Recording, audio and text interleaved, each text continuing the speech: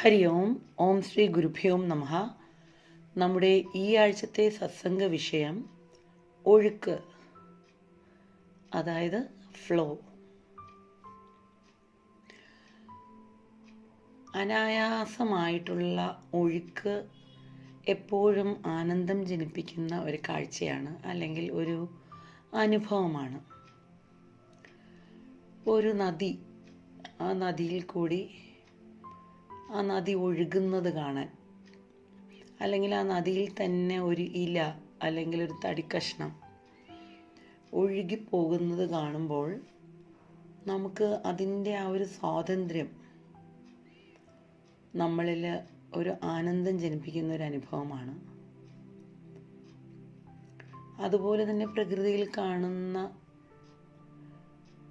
അനായാസമായിട്ട് അതിൻ്റെ സ്വതസിദ്ധമായിട്ടുള്ള ഭാവത്തിൽ തന്നെ കാണുന്ന പ്രകൃതി ദൃശ്യങ്ങളെല്ലാം തന്നെ ഒരു ഒഴുക്കാണ്. അപ്പോൾ ഗുരുജി നമുക്ക് തന്നിരിക്കുന്ന ഈ ഒരു വിഷയം നമ്മൾ അതിൻ്റെതായ രീതിയിൽ മനസ്സിലാക്കേണ്ടതായിട്ടുണ്ട്, അല്ലെങ്കിൽ നമ്മളതൊരു മനന വിഷയമാക്കേണ്ടതായിട്ടുണ്ട്. ഈ ഒഴുക്കിന് വരുന്ന തടസ്സങ്ങൾ എന്തെല്ലാം? ഒരു നദിയിൽ അല്ലെങ്കിൽ ഒരു നീർച്ചാലിൽ ഒഴുകിപ്പോകുന്ന ആ ഒരു തടിക്കഷ്ണം അല്ലെങ്കിൽ ഒരു ഇല, അതിനൊരു ബ്ലോക്ക് വരുന്നത് എന്തെങ്കിലും ഒരു തടസ്സം ഏതിലെങ്കിലും ഒന്ന് തങ്ങി നിൽക്കുമ്പോഴോ, അല്ലെങ്കിൽ എന്തിലെങ്കിലും പെട്ട് അതിൻ്റെ ആ ഒരു ഒഴുക്ക് നിന്നു പോകുമ്പോഴാണ്. അപ്പോൾ നമ്മളൊരു വിഷയം സംസാരിക്കുമ്പോൾ തന്നെ, ഈ സത്സംഗ വിഷയങ്ങൾ തന്നെ സംസാരിക്കുമ്പോൾ, ആ ഒരു ഒഴുക്ക് നമ്മളിൽ വരണമെങ്കിൽ, ഏതെങ്കിലും ഒരു വിഷയം നമ്മൾ കൈകാര്യം ചെയ്യുമ്പോൾ തന്നെ അതിലൊരു ഒഴുക്ക് നമ്മളിൽ വരണമെങ്കിൽ നമ്മളിൽ ഉള്ള ആ ഒരു അഹംഭാവം, അവിടെ ഈഗോ അവിടെ ഇല്ലാതാകണം. അവിടെ ഞാൻ ഇന്നതാണ് അല്ലെങ്കിൽ നീ ഇന്നതാണ് എന്നുള്ളൊരു ഭാവത്തിൽ നിന്നുകൊണ്ടുള്ള എന്ത് ചിന്തകളായാലും എന്ത് ചിന്തയായാലും അവിടെ ആ ഒരു ഒഴുക്കിന് തടസ്സമുണ്ടാകും. പലപ്പോഴും നമ്മൾ സത്സംഗ വിഷയങ്ങൾ സംസാരിക്കുമ്പോൾ എല്ലാ സാധകരും അനുഭവിച്ചിട്ടുണ്ടാകാം. നമ്മൾ ചിലപ്പോഴെങ്കിലും നമ്മൾക്ക് വാക്കുകൾക്ക് തടസ്സമോ അല്ലെങ്കിൽ ചിന്തകൾക്ക് ഒരു തടസ്സമോ ഒക്കെ ഉണ്ടാകുന്നത് ഞാനാണ് പറയുന്നത് എന്നുള്ളൊരു ഭാവത്തിൽ, അല്ലെങ്കിൽ നമ്മളെ മറ്റ് ചിന്തകളിൽ എവിടെയെങ്കിലും നമ്മൾ ബ്ലോക്കായി നിൽക്കുമ്പോഴോ, അല്ലെങ്കിൽ നമ്മൾക്ക് ഏതെങ്കിലും തരത്തിലുള്ള തടസ്സങ്ങൾ ചിന്തകൾ രൂപേണ, അല്ലെങ്കിൽ നമ്മളുടെ പ്രവൃത്തി രൂപേണ, അല്ലെങ്കിൽ ഏതെങ്കിലും എക്സ്റ്റേണലായിട്ട് ഏതെങ്കിലും ഒരു ഫോഴ്സ് മുഖേന നമുക്കൊരു തടസ്സമുണ്ടാകുമ്പോഴാണ് നമ്മുടെ സംഭാഷണത്തിന് ഒരു ബ്രേക്ക് വരുന്നത്. ചിലപ്പോൾ സത്സംഗ വിഷയങ്ങൾ സംസാരിക്കുമ്പോൾ നമ്മൾ ആ ഒരു പറഞ്ഞു തുടങ്ങുമ്പോൾ നമ്മുടെ നിലനിൽക്കുമ്പോഴും നമ്മൾ പറഞ്ഞ് കുറച്ച് സമയം കഴിയുമ്പോഴേക്കും നമ്മൾക്ക് ആ ഒരു ആത്മാവിൻ്റെ ഭാഷയായിട്ട്, അല്ലെങ്കിൽ അതിനോട് ചേർന്ന് നിൽക്കുന്നൊരു ഭാഷയായിട്ട് അത് രൂപാന്തരം പ്രാപിക്കുമ്പോൾ നമ്മൾക്ക് ആ ഒരു ഒഴുക്ക് ഉണ്ടാവും. ആ ഒഴുക്കിൽ ആ വിഷയവുമായിട്ട് ബന്ധപ്പെട്ടത് കിടക്കുന്ന എല്ലാ കാര്യങ്ങളും ആ ഒഴുക്കിൽ വന്നുപോയി പലതും നമ്മൾക്ക് കണക്ട് ചെയ്ത് പറയാൻ സാധിക്കുമായിരിക്കും. അപ്പോഴായിരിക്കും ചിലപ്പോൾ ആരെങ്കിലും, നമ്മുടെ വീട്ടിലുള്ള ആരെങ്കിലും ഏതെങ്കിലും ഒരു ആവശ്യത്തിനായിട്ട് നമ്മളെ സമീപിക്കുന്നതോ, നമ്മൾ ക്ലോസ് ചെയ്തിട്ടിരിക്കുന്നെങ്കിൽ ഡോറ് നോക്ക് ചെയ്യുക. അങ്ങനെ വരുമ്പോൾ തന്നെ നമുക്ക് പെട്ടെന്ന് നമ്മൾ അലേർട്ടാവും. നമ്മൾ എവിടെ നിന്നാണ് പറയുന്നത്, അല്ലെങ്കിൽ നമ്മൾ ഒരാൾ വിളിക്കുന്നു എന്നുള്ളൊരു ബോധം നമുക്കുണ്ടാകുമ്പോൾ തന്നെ അവിടെ ആ ഒരു ചിന്തകൾക്ക് അല്ലെങ്കിൽ ആ ഒരു ആശയവിനിമയത്തിനൊരു തടസ്സമുണ്ടാവും.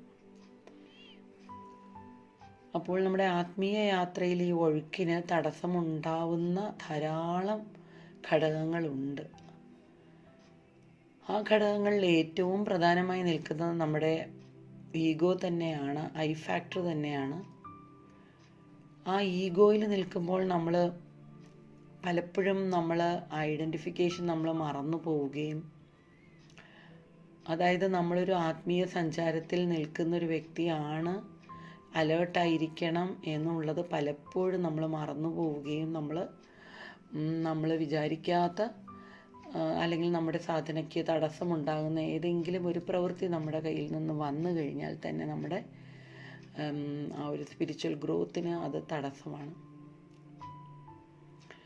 നമ്മുടെ സത്സംഗിൽ തന്നെ നമ്മൾ കബീർ ദാസിൻ്റെ ദോഹ എല്ലാ സത്സംഗിലും പറയുന്ന നമ്മുടെ ഗുരുദാസ് ജി ആദ്യം ഗുരുജിയുടെ കാൽക്കൽ നമസ്കരിച്ച് എല്ലാം ഗുരുജി ആണ് പറയുന്നത് എന്നുള്ള ആ ഒരു ഭാവത്തിലാണ് അദ്ദേഹം എപ്പോഴും ഗുരുദാസ് ജി സംഭാഷണം ദോഹയുടെ ആ ഒരു എക്സ്പ്ലനേഷൻ വിവരിക്കാൻ ആരംഭിക്കുക. പക്ഷെ പിന്നെ അങ്ങോട്ട് അതൊരു ഫ്ലോ ആയിട്ട് ഒന്നിൽ നിന്ന് ഒന്നായിട്ട് പല ബ്രാഞ്ചസും ശിഖരങ്ങളായിട്ടൊക്കെ അത് വളർന്ന് മറ്റെങ്ങാണ്ടൊക്കെയോ അങ്ങ് പറഞ്ഞു പോകും. അതൊരു ഒഴുക്കായി മാറും. മനോഹരമായിട്ടുള്ള ഒരു ഒഴുക്കാണത്. അപ്പോൾ അവിടെ അദ്ദേഹം കണ്ണ് തുറന്ന് നിൽക്കുകയാണെങ്കിലും എല്ലാവരെയും നോക്കി സംഭാഷണം നടത്തുകയാണെങ്കിലും അതൊരു ഡിവിനിറ്റിയുടെ ആ ഒരു വോയിസ് ആണ് അവിടെ നമ്മൾ ശ്രവിക്കുന്നത്. നമ്മളെ പലപ്പോഴും കണ്ണടച്ച് നിന്നായിരിക്കും നമ്മൾക്ക് കേൾക്കാൻ സാധിക്കുക. കാരണം എന്നെ സംബന്ധിച്ച് പറയുന്നെങ്കിൽ കണ്ണ് തുറക്കുമ്പോൾ എനിക്ക് ശ്രദ്ധ കുറച്ച് കുറയുന്നത് കാരണം ഞാൻ പലപ്പോഴും കണ്ണടച്ചായിരിക്കും കേൾക്കുന്നത്. പക്ഷെ കേൾക്കുമ്പോൾ പലപ്പോഴും അദ്ദേഹത്തിൻ്റെ സംഭാഷണങ്ങൾ കേൾക്കുമ്പോൾ പലപ്പോഴും കുറച്ച് നേരം കഴിയുമ്പോഴങ്ങ് ഒരു മെഡിറ്റേറ്റീവ് ലെവലിലോട്ട് നമ്മൾ പോവുകയും എന്താണ് പറഞ്ഞതെന്ന് ഒന്നും തന്നെ തിരിച്ചറിയാൻ സാധിക്കാത്ത വിധത്തിൽ അങ്ങ് മേജായി പോവുകയും ചെയ്യും. അപ്പോൾ ആ ഒരു ഒഴുക്ക് അവിടെ സംഭവിക്കുമ്പോൾ കൂടെ നിൽക്കുന്നവരും എല്ലാം ആ ഒഴുക്കിൻ്റെ ഭാഗത്തിൽ അലിഞ്ഞ് ഒരുമിച്ചൊരു കുത്തൊഴുക്കായിട്ട് അത് മാറുകയാണ് പലപ്പോഴും ചെയ്യുന്നത്. അപ്പോൾ നമ്മുടെ സാധനയുടെ ആ ഒരു ഒഴുക്ക്, സാധനയാകുന്ന ഒഴുക്ക് അല്ലെങ്കിൽ ഒരു ആത്മീയ യാത്രയാകുന്ന ഈ ഒരു ഒഴുക്ക് സംഭവിക്കണമെങ്കിൽ ആദ്യം നമ്മുടെ ഈഗോയെക്കുറിച്ചുള്ളൊരു അവയർനെസ് നമുക്ക് ഉണ്ടാകണം. ഈഗോയാണ് നമുക്ക് ഏറ്റവും അധികം നമ്മൾ നേരിടുന്ന ഏറ്റവും വലിയൊരു പ്രശ്നം എന്നുള്ളത്. കാരണം ഈ ഒരു ശരീരത്തിൽ ശരീരം സ്വീകരിച്ചിരിക്കുന്ന ഒരു ആത്മാവാണ് നാം എന്നുള്ള ആ ബോധം നമ്മളിൽ നിന്ന് മറഞ്ഞു പോകുമ്പോഴാണ് പലപ്പോഴും നമ്മൾ സാഹചര്യങ്ങൾക്ക് അനുസൃതമായിട്ട് നമ്മൾ പെരുമാറേണ്ടതായിട്ട് നമുക്ക് വരിക. അല്ലെങ്കിൽ നമ്മൾ ഒരു ആത്മാവാണ് എന്നുള്ളൊരു ബോധം നമ്മളിൽ ഉണ്ടാകുമ്പോൾ നമ്മളൊരു ആത്മാവാണ്, ഈ ആത്മാവിനെ ഒന്നും ബാധിക്കുന്നില്ല, എല്ലാം നമ്മളിൽ കൂടി കടന്നു പോകുന്ന പ്രതിഭാസങ്ങൾ മാത്രമാണ്, കർമ്മം മാത്രമാണ് എന്നുള്ള ഒരു തിരിച്ചറിവ് നമ്മളിൽ ഉണ്ടായാൽ നമ്മളുടെ യാത്രയ്ക്ക്, അതായത് ആത്മീയ യാത്രയ്ക്ക് തടസ്സമുണ്ടാകുന്ന ഒന്നും തന്നെ നമ്മളിൽ നിന്ന് സംഭവിക്കുകയില്ല. അതുപോലെ തന്നെ നമ്മളെല്ലാ സത്സംഗ വിഷയങ്ങളിലും പറയുന്നത് പോലെ തന്നെയാണ് ഈ ചിന്തകളും മനസ്സിൻ്റെ വ്യാപാരവും. അതുപോലെ എത്രമാത്രം നമ്മൾ ഇന്ദ്രിയ വിഷയങ്ങളുമായിട്ട് ചേർന്ന് നമ്മൾ മറ്റ് വ്യവഹാരങ്ങളിൽ എത്രമാത്രം നമ്മൾ മുങ്ങി നിൽക്കുന്നുവോ അല്ലെങ്കിൽ ആണ്ട് നിൽക്കുന്നുവോ അത്രയും തന്നെ നമ്മുടെ ആ ഒരു സാധന ഒഴുക്കിന് തടസ്സം നേരിടുക തന്നെ ചെയ്യും. ഇപ്പോൾ നമ്മൾ ഗുരുജി ഇൻ്റർവ്യൂസിലെല്ലാം ഓരോ മഹത് വ്യക്തികളുമായിട്ടുള്ള ആ ഒരു ഇൻ്റർവ്യൂസിലെല്ലാം അത്തരം സംഭാഷണങ്ങളിലെല്ലാം അവരുടെ ആ ഒരു ഒഴുക്ക്, ബാലുജിയുടെ ക്വസ്റ്റ്യൻസും അതുപോലെ തന്നെ ശ്രേഷ്ഠ വ്യക്തിത്വങ്ങളുടെ സംഭാഷണങ്ങളും എല്ലാം അതൊരു ഒഴുക്കായിട്ടൊരു ഫ്ലോ ആയിട്ട് തന്നെയാണ് എല്ലാം വന്നു പോവുക. അപ്പോൾ അതിമനോഹരമായിട്ടുള്ള, പലപ്പോഴും അങ്ങനെ ഒരു ഐഡൻറ്റിഫിക്കേഷൻ അല്ലെങ്കിൽ നമ്മളൊരു കമ്പാരിസൺ ശരിയല്ല എന്ന് പറയുമെങ്കിലും നമ്മളറിയാതെ തന്നെ ഒരു കമ്പാരിസൺ അല്ല, നമ്മളറിയാതെ തന്നെ മറ്റ് ഇൻ്റർവ്യൂസിനേക്കാളും എത്ര ആ ഒരു ഫ്ലോയാണ് ഗുരുജിയുടെ എല്ലാ മഹത് വ്യക്തികളുമായിട്ട്, യോഗി ശ്രേഷ്ഠ വ്യക്തിത്വങ്ങളുമായിട്ടുള്ള ഇൻ്റർവ്യൂസ് എന്ന് പറയുമ്പോൾ ഒരു ഹിൻറ്റ് ഇട്ട് കൊടുക്കുക, അല്ലെങ്കിൽ ഒരു ക്വസ്റ്റ്യന് അവർക്കൊരു ചിന്ത അവരിൽ ഇട്ട് കൊടുക്കുകയും പിന്നെ അവരെ ആ ചിന്തയിൽ തന്നെ നിന്ന് ആ ചിന്തയിൽ കൂടി അവർക്ക് അവരുടെ ബോധതലത്തിൽ, അവർ നിൽക്കുന്ന ആ ഒരു ബോധതലത്തിൽ അവരെ നിഷ്പ്രയാസം ആ ബോധതലത്തിലോട്ട് എത്തിച്ച് ആ ബോധതലത്തിൽ നിന്നുള്ള സംഭാഷണങ്ങൾ നമ്മളിലേക്ക് എത്തിക്കുക എന്നുള്ള ആ ഒരു പ്രയാണമാണ് അവിടെ സംഭവിക്കുന്നത്. അതിമനോഹരമാണ് ഓരോ സംഭാഷണങ്ങളും, ഓരോ ഇൻ്റർവ്യൂസും എല്ലാം. ഇതെല്ലാം ഒഴുക്കാണ്. അതുപോലെ നമ്മുടെ സത്സംഗ്സ് നോക്കുമ്പോഴും നമ്മൾ 3 മണിക്കൂർ 4 മണിക്കൂർ എത്ര സമയമാണ് അവിടെ നിൽക്കുന്നത്. ഓരോ നമ്മുടെ മന്ത്ലി സത്സംഗ്സ് നോക്കിക്കഴിഞ്ഞാൽ നമുക്ക് മനസ്സിലാവുന്നതാണത്. നമ്മളല്ലെങ്കിൽ ഒരു 3 മണിക്കൂർ 4 മണിക്കൂറെല്ലാം നമ്മളൊരു ഫങ്ഷന് പോയെന്നിരുന്നാലും നമ്മളൊരു പ്രവൃത്തിയിലിരുന്നാലും നമ്മൾക്ക് ഒരു എനർജി ഡ്രെയിനാണ് നമ്മൾക്ക് സംഭവിക്കുന്നത്. എനർജി ഡ്രെയിൻ പലപ്പോഴും നമ്മൾ തളർച്ചയിലോട്ട് എത്തിയപ്പോഴും നമ്മൾ പലപ്പോഴും എന്നെ സംബന്ധിച്ചും പലപ്പോഴും റിയലൈസ് ചെയ്യുകയില്ല. ബോഡി ക്ഷീണിക്കുന്നു അല്ലെങ്കിൽ ഒരു ടയർഡ്നെസ് വരുന്നു എന്നാണ് തോന്നുന്നത്. അത് ഒരിക്കലും നമ്മളുടെ ചിന്തകൾ മാറി വരുന്നത് കൊണ്ടോ കൂടുതലുമായിട്ട് നമ്മൾ കൂടുതൽ ഭൗതികതയിൽ നിൽക്കുന്നത് കൊണ്ടാണ് നമുക്ക് ഇത്രയും ക്ഷീണമുണ്ടാകുന്നത് എന്നുള്ളൊരു അവയർനെസ് നമുക്ക് പലപ്പോഴും സംഭവിക്കുകയില്ല. അപ്പോൾ യഥാർത്ഥത്തിൽ അവിടെ നമ്മൾ ആ ഒരു പ്രസൻറ്റ് സ്റ്റേജിൽ വിറ്റ്നസ്സറായിട്ട് ഇത്തരം ആ ഒരു വിറ്റ്നസ്സിങ് എന്ന് പറയുമ്പോൾ നമ്മൾ പലപ്പോഴും നമ്മൾ വിറ്റ്നസ്സിങ്ങിലാണ് നമ്മൾ സദാ നിൽക്കുന്നതെന്ന് നമുക്ക് തോന്നുമെങ്കിലും ചിലപ്പോഴെങ്കിലും നമ്മൾ ഡ്രിഫ്റ്റ് ആകാൻ സാധ്യതയുണ്ട്. പലപ്പോഴും എനിക്ക് അങ്ങനെ ഒരു ഡ്രിഫ്റ്റ്നെസ് പലപ്പോഴും സംഭവിക്കാറുണ്ട്.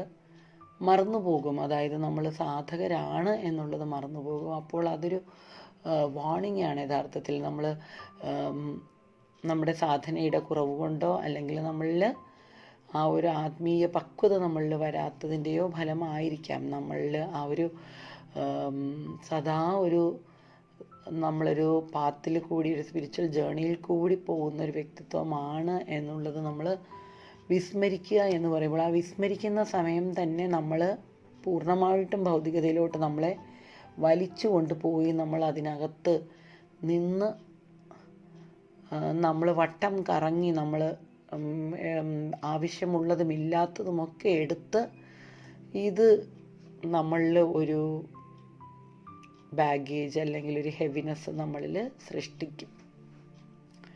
ഇത് സൃഷ്ടിക്കപ്പെട്ട് അതിൻ്റെ കാഠിന്യം കൂടുമ്പോഴായിരിക്കും നമ്മൾ പലപ്പോഴും റിയലൈസ് ചെയ്യുന്നത് ജസ്റ്റ് ഡ്രിഫ്റ്റായി അല്ലെങ്കിൽ മാറിപ്പോയി എന്നുള്ളത് നമ്മൾ തിരിച്ചറിയുന്നത്.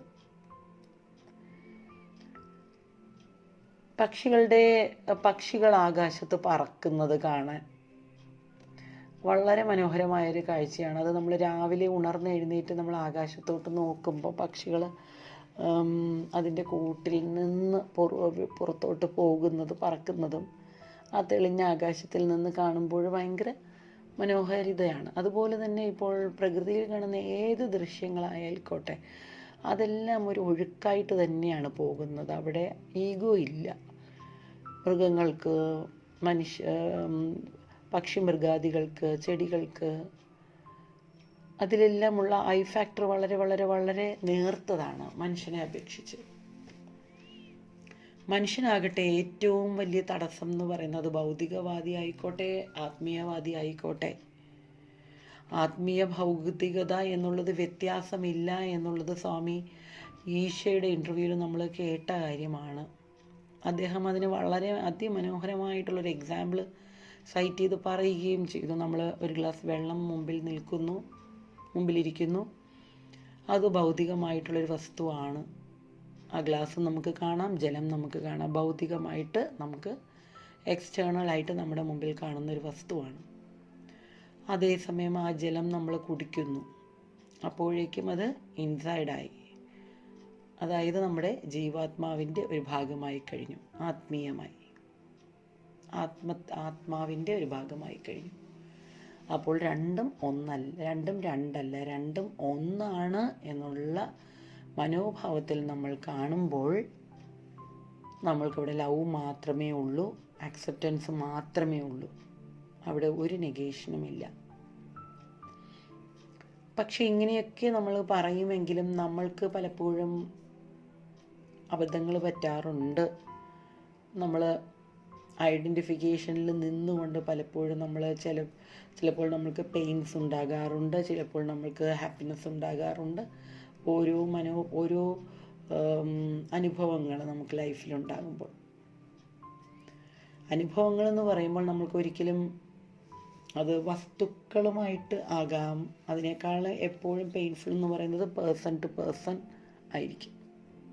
ഹാപ്പിനെസ് ആയാലും അങ്ങനെ തന്നെയാണ്. ഒരു സാധനം വാങ്ങുമ്പോൾ നമുക്കൊരു ഹാപ്പിനെസ് കിട്ടും, ആ സാധനം നമ്മുടെ കയ്യിൽ നിന്ന് നഷ്ടപ്പെടുമ്പോൾ ഒരു വിഷമം ഉണ്ടാകും. പക്ഷേ അതിനേക്കാളും അപ്പുറമാണ് ഇൻ്റർപേഴ്സണൽ റിലേഷൻഷിപ്സ് എന്ന് പറയുന്നത്.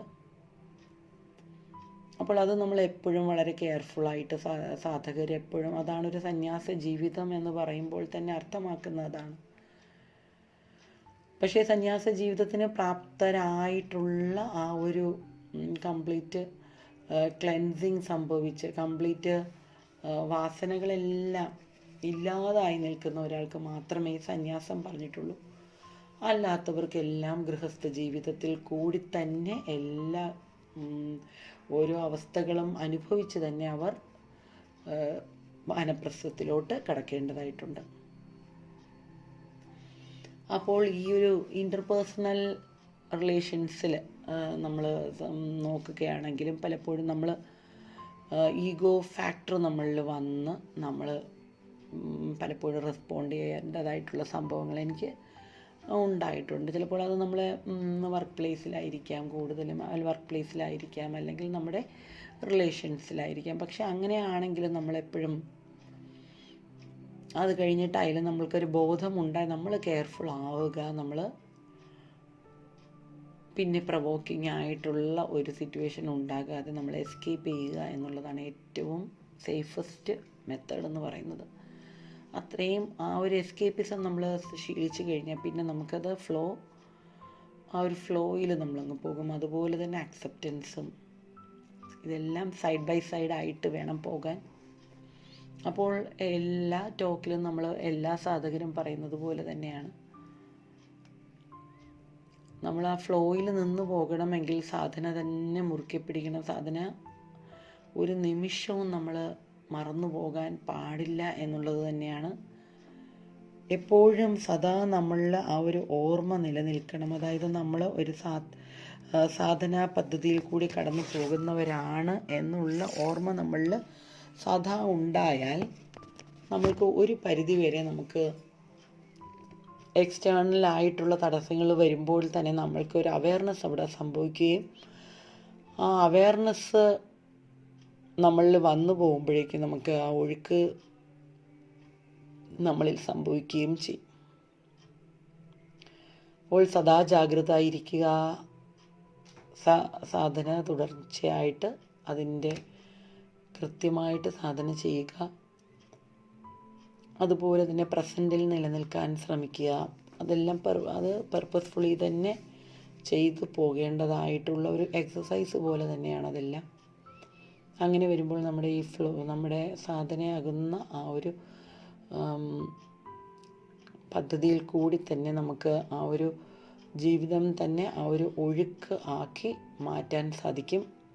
അങ്ങനെ അതൊരു മനോഹരമായിട്ടുള്ളൊരു യാത്ര, മനോഹരമായിട്ടുള്ളൊരു ജേണിയിലോട്ട് നമ്മൾ ഫ്രീ ഫ്ലോ ആയിട്ട് നമുക്ക് സംഭവിക്കുകയും നമുക്കത് ലക്ഷ്യസ്ഥാനത്ത് പോകാനായിട്ടുള്ള എല്ലാ മാർഗങ്ങളും അതിൽ കൂടി സംഭവിക്കുകയും ചെയ്യും.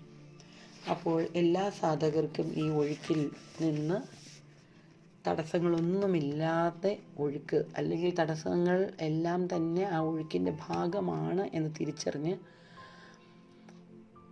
സുഗമമായിട്ടുള്ള ആത്മീയ യാത്രയ്ക്ക് ഉള്ള അനുഗ്രഹം സർവേശ്വരനും ഗുരുജിയും നൽകി അനുഗ്രഹിക്കട്ടെ എന്ന് പ്രാർത്ഥിക്കുന്നു.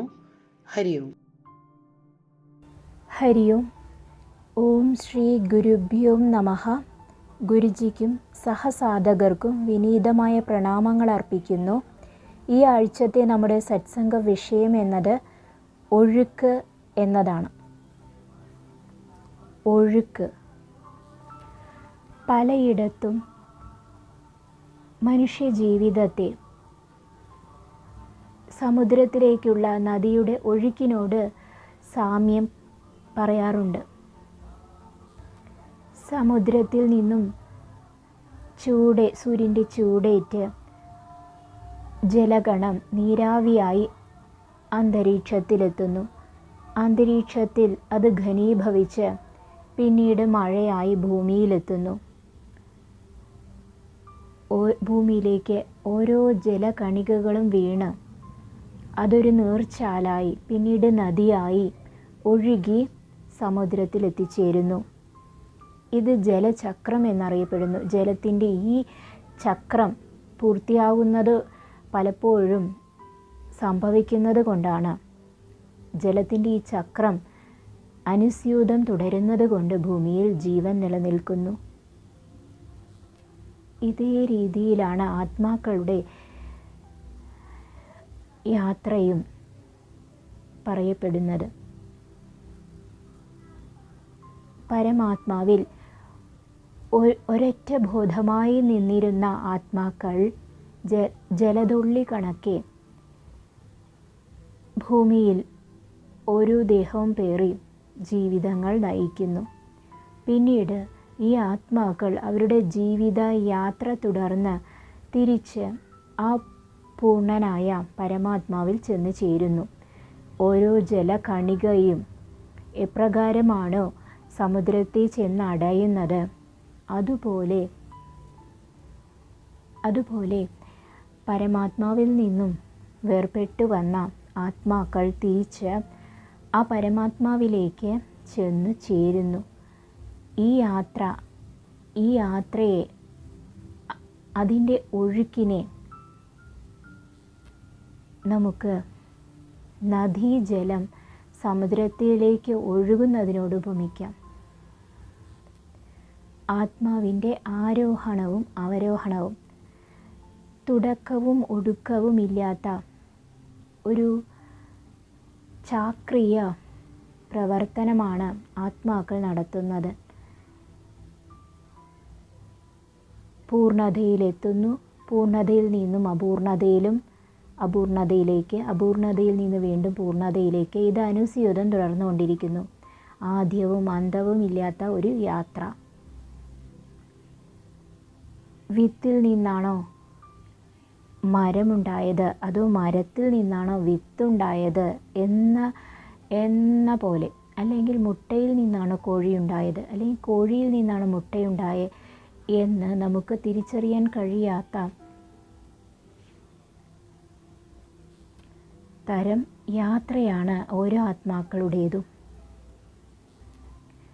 ആദ്യത്തിലും അന്ത്യത്തിലും നമുക്ക് തിരിച്ചറിയാൻ കഴിയുന്നില്ല. നടുവിലാണ് അത് പ്രകാശിക്കുന്നത്. ആദ്യ അന്തങ്ങളില്ലാത്തൊരു യാത്ര. ആരോഹണവും അവരോഹണവും തുടർന്ന് ചാക്രിയമായി നടന്നുകൊണ്ടേയിരിക്കുന്നു.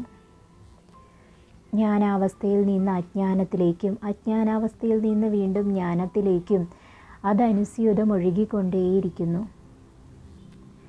ഇത്തരം ആത്മാക്കളുടെ ദേഹം പേറിയുള്ള ഈ യാത്രയെ നമുക്കൊരു ട്രെയിൻ യാത്രയോട് ഉപമിക്കാം.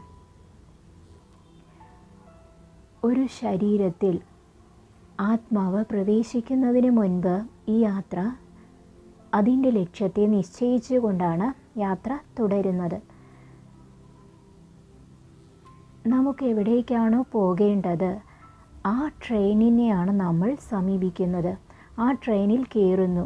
അതാണ് ഒരു ശരീരത്തിൽ പ്രവേശിച്ച ആത്മാവ് ജനനം എന്നുള്ള അവസ്ഥയിലേക്ക് കടക്കുന്നത്. അത് നാം ഒരു ലക്ഷ്യത്തെ മുൻനിർത്തി ഒരു ട്രെയിനിൽ കയറുന്ന ആ പ്രക്രിയയോട് തുല്യമാണ്. ക്ഷമയോടുകൂടി കാത്തിരുന്നാൽ ആ ട്രെയിൻ നമ്മൾ എത്തിച്ചേരേണ്ട ലക്ഷ്യത്തിൽ നമ്മെ കൊണ്ട് ചെന്നെത്തിക്കുന്നതാണ്. അതുപോലെയാണ് നാം സ്വീകരിച്ചിരിക്കുന്ന ഈ ജന്മം. നാം എന്ത് ലക്ഷ്യത്തെ മുൻനിർത്തിയാണോ ഈ ജന്മം സ്വീകരിച്ചത് ആ ലക്ഷ്യത്തിൽ എത്തുക തന്നെ ചെയ്യും. ക്ഷമയോടുകൂടി സമാധാനത്തോടുകൂടി അതിൽ യാത്ര ചെയ്യുകയേ വേണ്ടൂ. അതിൻ്റെ ഒഴുക്കിനനുസരിച്ച് ഒഴുകുക മാത്രമേ നാം ചെയ്യേണ്ടതുള്ളൂ.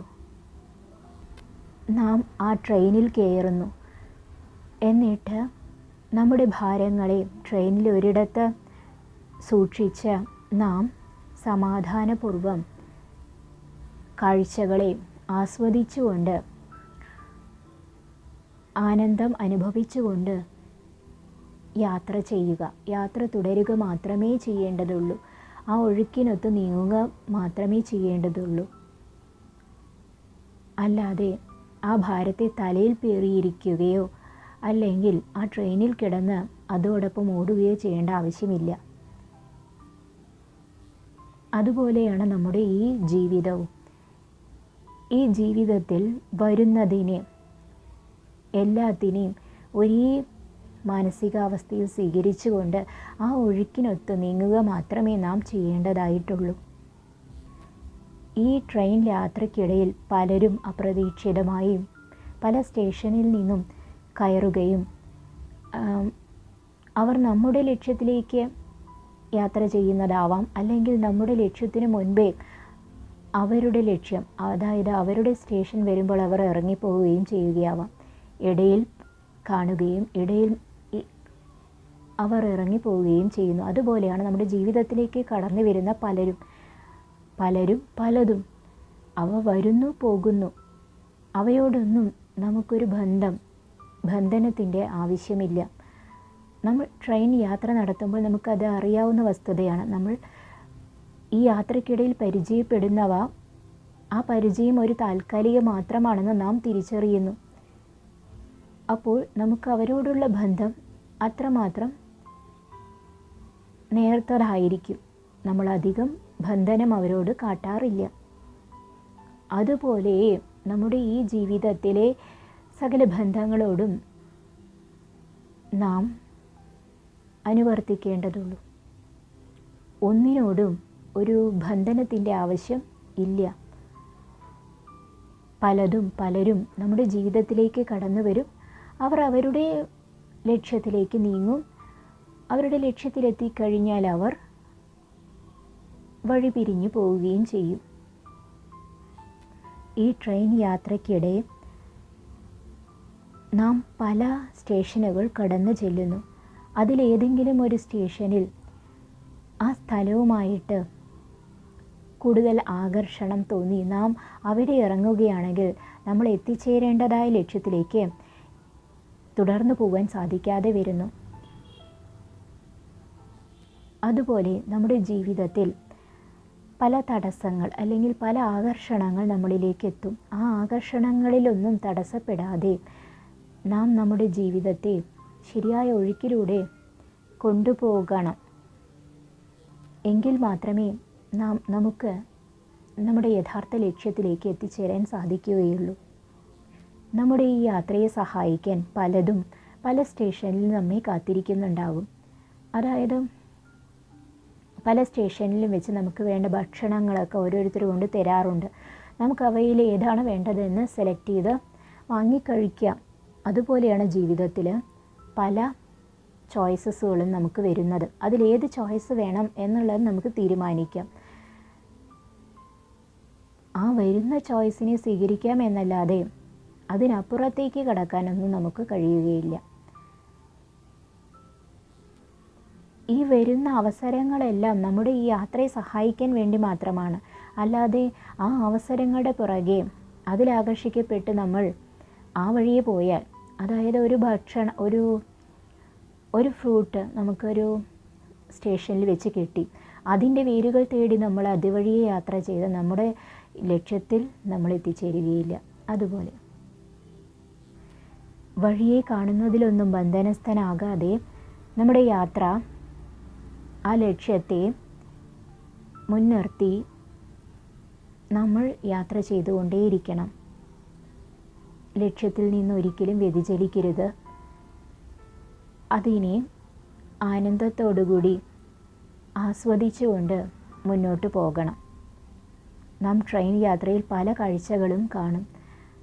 അപ്പോൾ നമ്മൾ പ്രകൃതിയെ, ആ കാണുന്ന കാഴ്ചകളെ ആസ്വദിച്ചുകൊണ്ട് മുന്നേറുന്നത് പോലെ ജീവിതത്തെയും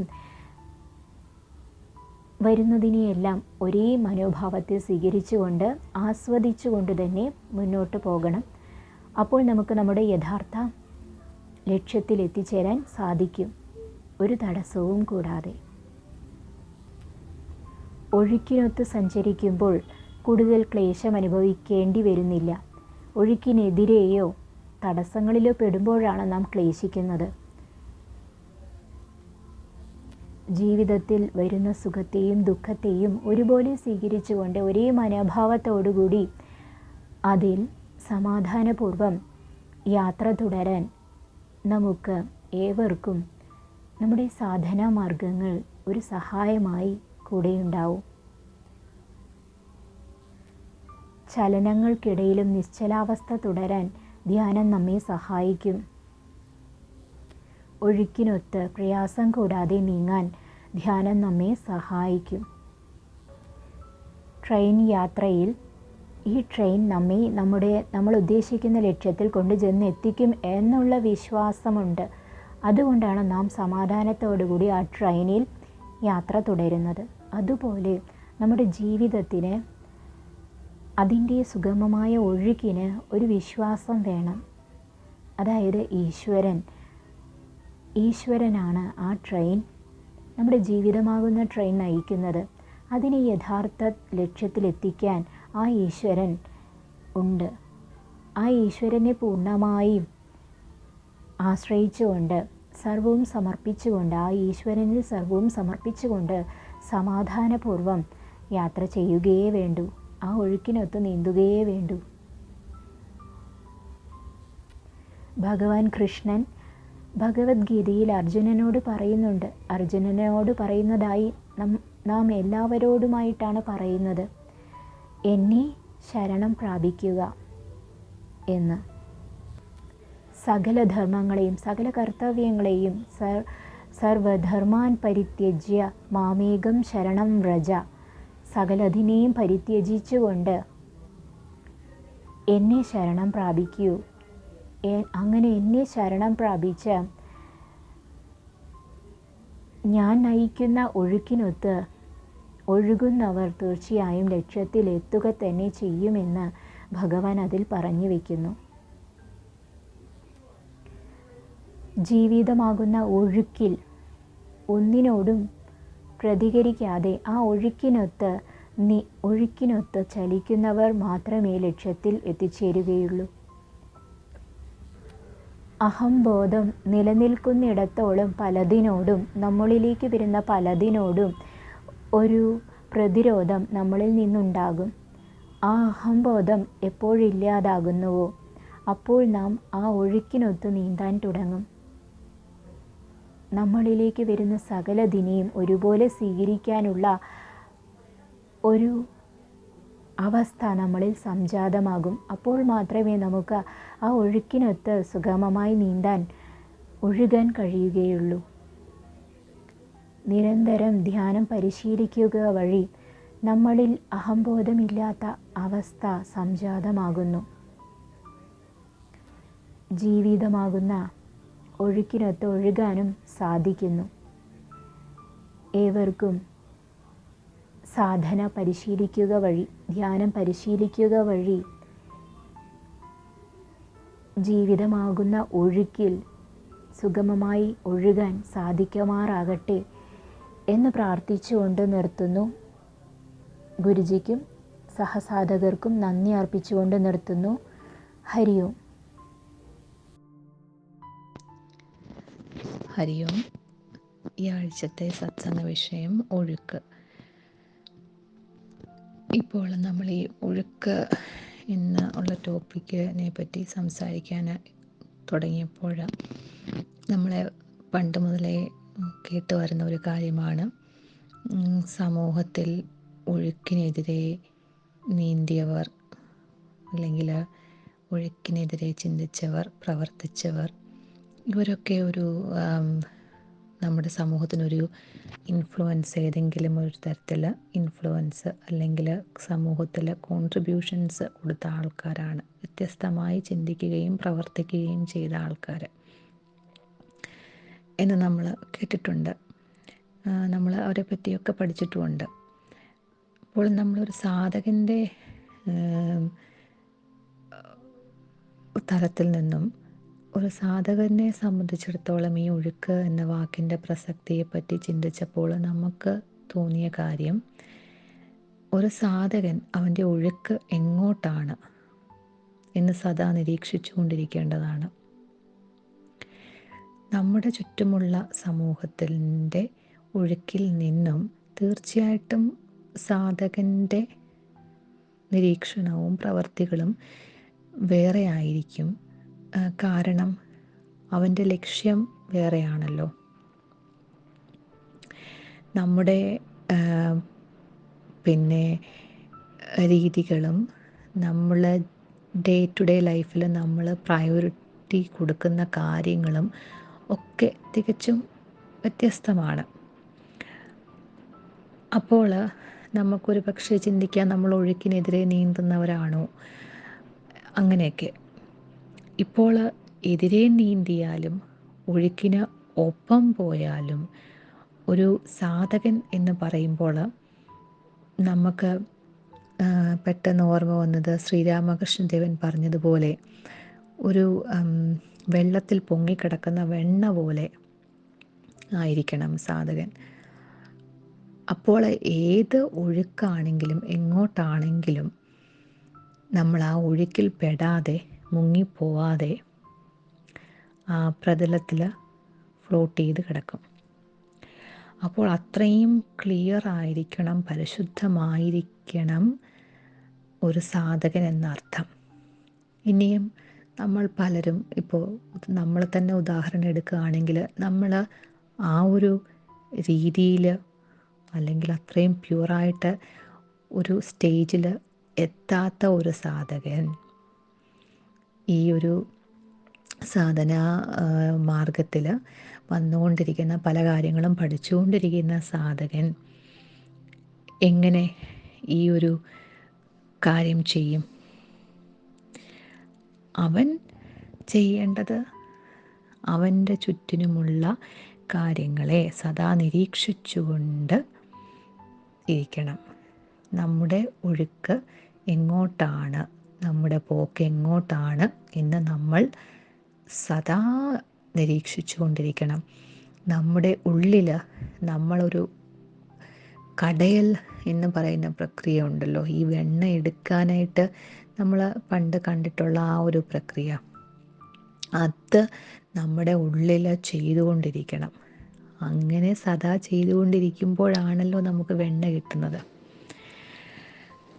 ഇപ്പോൾ നമ്മൾ നമ്മുടെ കാര്യം തന്നെ എക്സാമ്പിളായിട്ട് പറയുകയാണെങ്കിൽ, നമ്മൾ ഗുരുസന്നിധിയിൽ നിൽക്കുമ്പോൾ നമ്മൾക്ക് നമ്മുടെ ചുറ്റിനുമുള്ളതിനെയും നമ്മളെ തന്നെയും വളരെ നമ്മൾ അവെയറായിരിക്കും. നമ്മുടെ ഫോക്കസ് എപ്പോഴും ഗുരുവിലായിരിക്കുന്നത് കൊണ്ടും നമ്മൾ ആ ഒരു നമ്മുടെ സാധനാ മാർഗങ്ങളും അല്ലെങ്കിൽ നമ്മൾ കൂടുതലും നമ്മുടെ സാധകരുമായിട്ട് നമ്മൾ ഇടപഴകുന്നത് കൊണ്ടും നമ്മുടെ കർമ്മം കൂടുതലും നമ്മൾ നമ്മുടെ ഈ ഒരു ആത്മീയതയിൽ നിൽക്കുന്നത് കൊണ്ടും ബാഹ്യമായിട്ടുള്ള കാര്യങ്ങൾ നമ്മളെ ഇൻഫ്ലുവൻസ് ചെയ്യാനായിട്ട് ചാൻസ് കുറവാണ്. അതേസമയം നമ്മളിപ്പോൾ തിരിച്ച് നാട്ടിൽ നിന്ന് ഇവിടെ വന്നിട്ട് ഏകദേശം 1 മാസം കഴിയുന്നു. അപ്പോൾ നമ്മുടെ ഒരു ഉള്ളിലുള്ള ഒരു വൈബ്രേഷൻസും പുറത്തുള്ള വൈബ്രേഷൻസും തികച്ചും വ്യത്യാസമാണ്. കാരണം നമുക്ക് പല കാര്യങ്ങളും നമ്മൾ ഇൻവോൾവ് ചെയ്യുന്ന കാര്യങ്ങൾ, നമ്മുടെ വീട്ടിലെ കാര്യങ്ങൾ, ജോലിയിലെ കാര്യങ്ങൾ, നമ്മൾ സൊസൈറ്റിയിൽ നിൽക്കുമ്പോൾ നമുക്ക് കുറച്ച് കാര്യങ്ങളുണ്ട്. ഇങ്ങനെയുള്ള പല കാര്യങ്ങളിലും ഇതാണ് നമ്മുടെ ചുറ്റിനുമുള്ള ഒഴുക്ക്. ഇതിനകത്ത് നമ്മൾ ഇടപെട്ട് കഴിയുമ്പോൾ നമ്മളെ നിരീക്ഷിച്ചില്ലെങ്കിൽ, നമ്മളൊന്ന് പോസ് ചെയ്ത് നമ്മളെ തന്നെ നിരീക്ഷിച്ചില്ലെങ്കിൽ, ഈ ഒരു ഒഴുക്കിൻ്റെ ഈ ഒരു എന്താ പറയുന്നത്, ഈ മഴവെള്ള പാച്ചിൽ എന്നൊക്കെ പറഞ്ഞിട്ട് അതിനകത്ത് പെട്ടുപോകാനായിട്ട് നമുക്ക് സെക്കൻഡ്സ് മതി. നമ്മളതിനകത്ത് മുങ്ങിത്താണു പോവും. അപ്പോൾ നമ്മൾ ഇറങ്ങി പ്രവർത്തിക്കുന്ന കർമ്മകാണ്ഡങ്ങൾ ഫീൽഡ് കൂടുമ്പോൾ അതുപോലെ തന്നെ നമ്മളെപ്പറ്റി അവെയറായി നിൽക്കുകയും നമ്മുടെ സാധനയെ മുറുകെ പിടിക്കുകയും നമ്മൾ മാക്സിമം സത്സംഗങ്ങൾ കേൾക്കുകയും നമ്മൾ ബോധപൂർവം നമ്മുടെ ആത്മീയമായിട്ടുള്ള ആ ഒരു കണക്ഷൻ വിടാതെ നമ്മൾ ചെയ്യുകയും നമ്മളെ നിരീക്ഷിക്കുകയും നമ്മൾ ചെയ്തില്ലെങ്കിൽ നമ്മൾ തീർച്ചയായിട്ടും ഈ ഒരു ഒഴുക്കിൽപ്പെട്ട് നമ്മുടെ ആന്തരിക ഗുരുവുമായിട്ടുള്ള ആ ഒരു കമ്മ്യൂണിക്കേഷൻ നമുക്ക് നഷ്ടപ്പെട്ടു പോകും. അതേസമയം ഈ പറഞ്ഞതുപോലെ നമ്മൾ എന്ത് കണ്ട് നമ്മൾ ഭൗതികതയിൽ നമ്മൾ ചെയ്താലും നമ്മുടെ ആ ഒരു സാധന, ആ ഒരു സ്റ്റേറ്റ് ഓഫ് മൈൻഡ്, അതായിരിക്കണം നമ്മുടെ അൾട്ടിമേറ്റ് എയിം, നമ്മുടെ പ്രയോറിറ്റി. പിന്നെ അതുപോലെ സത്സംഗങ്ങൾ കേൾക്കുകയും അകർമ്മം ചെയ്യുകയും ഒക്കെ ചെയ്ത് ആ മേഖലകളിൽ കൂടി നമ്മൾ സഞ്ചരിച്ചു പോകണം. അങ്ങനെ സഞ്ചരിച്ചു പോകുമ്പോൾ ചിലപ്പോൾ നമ്മൾ ഈ ഒഴുക്കിൻ്റെ ഈ നമ്മുടെ ചുറ്റിനുമുള്ള ഒഴുക്കിൻ്റെ ആ ഒരു എന്താ പറയുന്നത്, സ്പീഡിനൊത്ത് നമ്മൾ വന്നില്ല എന്ന് വരും. അത് കുഴപ്പമില്ല. കാരണം ഒരു സാധകനെ സംബന്ധിച്ചിടത്തോളം അവൻ ഭൗതികതയിലും തൻ്റെ 100% കൊടുക്കുന്നു. പക്ഷേ അതുപോലെ തന്നെ നമ്മുടെ ആത്മീയമായിട്ടുള്ള വളർച്ചയിലും നമ്മൾ ഡെഡിക്കേറ്റഡ് ആയിരിക്കണമല്ലോ. അപ്പോൾ ചിലപ്പോൾ നമ്മുടെ ഒഴുക്കിൻ്റെ ശക്തി കുറയുമെങ്കിലും നമ്മൾ ഈ ഒഴുക്കിൻ്റെ ഒഴുക്കിൽ പെട്ടുപോവാതിരിക്കാനായിട്ട് നമുക്ക് സാധിക്കും. നമ്മുടെ ആ ഇന്നർ സെൽഫ് അല്ലെങ്കിൽ നമ്മുടെ ആത്മബോധവുമായിട്ടുള്ള കണക്ഷൻ വിടാതെ തന്നെ നമുക്ക് ഈ ഭൗതികതയിൽ, നമുക്ക് ഈ ലോകത്ത് ജീവിക്കുവാനായിട്ട് സാധിക്കും. അപ്പോഴാണ് നമുക്ക് ശ്രീരാമകൃഷ്ണദേവൻ പറഞ്ഞ പോലെയുള്ള സ്റ്റേറ്റ്, നമ്മളൊരു വെണ്ണ പോലെ നമ്മളിതിലൊന്നും പെടാതെ ഫ്ലോട്ട് ചെയ്ത് നിൽക്കാനായിട്ട് സാധിക്കുന്നത്. പിന്നീട് നമുക്ക് തോന്നിയ വേറൊരു കോൺസെപ്റ്റാണ്, ഒഴുക്ക് ഒരു സാധകനെ സംബന്ധിച്ചിടത്തോളം ഇങ്ങനെ ഒരു സൈഡുണ്ട്. ഇനിയും വേറൊരു സൈഡ് പറയുകയാണെങ്കിൽ നമുക്ക് തോന്നുന്നു ആ സമയം തന്നെ നമ്മുടെ ഗുരുവിൻ്റെ ഒഴുക്ക് എങ്ങോട്ടാണ് എന്നും കൂടി നമ്മൾ ഒരു സാധകൻ മനസ്സിലാക്കണം. ഗുരു എങ്ങോട്ടാണ് യാത്ര ചെയ്യുന്നത്. ഇപ്പോൾ നമ്മളെ സംബന്ധിച്ചിടത്തോളം എല്ലാ കാര്യങ്ങളും ഒന്നും നമുക്ക് മനസ്സിലാക്കാൻ പറ്റുകയില്ല എങ്കിലും നമുക്ക് പല രീതിയിലുള്ള മാറ്റങ്ങൾ, ഇപ്പോൾ എക്സാമ്പിളായിട്ട് പറയുകയാണെങ്കിൽ ഇപ്പോൾ ടീച്ചിങ് സ്റ്റൈല്, നമ്മൾ ആദ്യ കാലങ്ങളിൽ നമ്മൾ ഗുരുവിനോടൊപ്പം നടന്നപ്പോൾ നമ്മളെ ഗുരു പഠിപ്പിച്ച ഒരു വേ ഓഫ് സ്റ്റൈലല്ലല്ലോ ഗുരുജി ഇപ്പോൾ നമുക്ക് പറഞ്ഞു തരുന്നത്. വേറൊരു ടീച്ചിങ് സ്റ്റൈലാണ്. ഇച്ചിരിയും കൂടെ കാര്യങ്ങളെ വ്യത്യസ്തമായ രീതിയിലും ഓരോ സാധകർക്കും ഉള്ള പല വ്യത്യസ്തമായ രീതിയിലാണ് കാര്യങ്ങൾ റിസീവ് ചെയ്യുന്നത്. അതുപോലെ തന്നെ ഗുരുജി എന്താണ് സമൂഹത്തിൽ ചെയ്യാനായിട്ട് ലക്ഷ്യം വയ്ക്കുന്നത്? ഇപ്പോൾ ഗുരുജി ഒരു കാര്യം എടുക്കുകയാണെങ്കിൽ അതിൻ്റെ പുറകിൽ ഒരു എയിം കാണും. ഇപ്പോൾ നമ്മൾ ഒരുപാട് സത്സംഗങ്ങൾ ചെയ്യുന്നു, പിന്നെ മാർഗബന്ധു പുരസ്കാരം. അപ്പോൾ ഇതിനൊക്കെ ഒരു നമുക്ക് തോന്നുന്നു ഒരു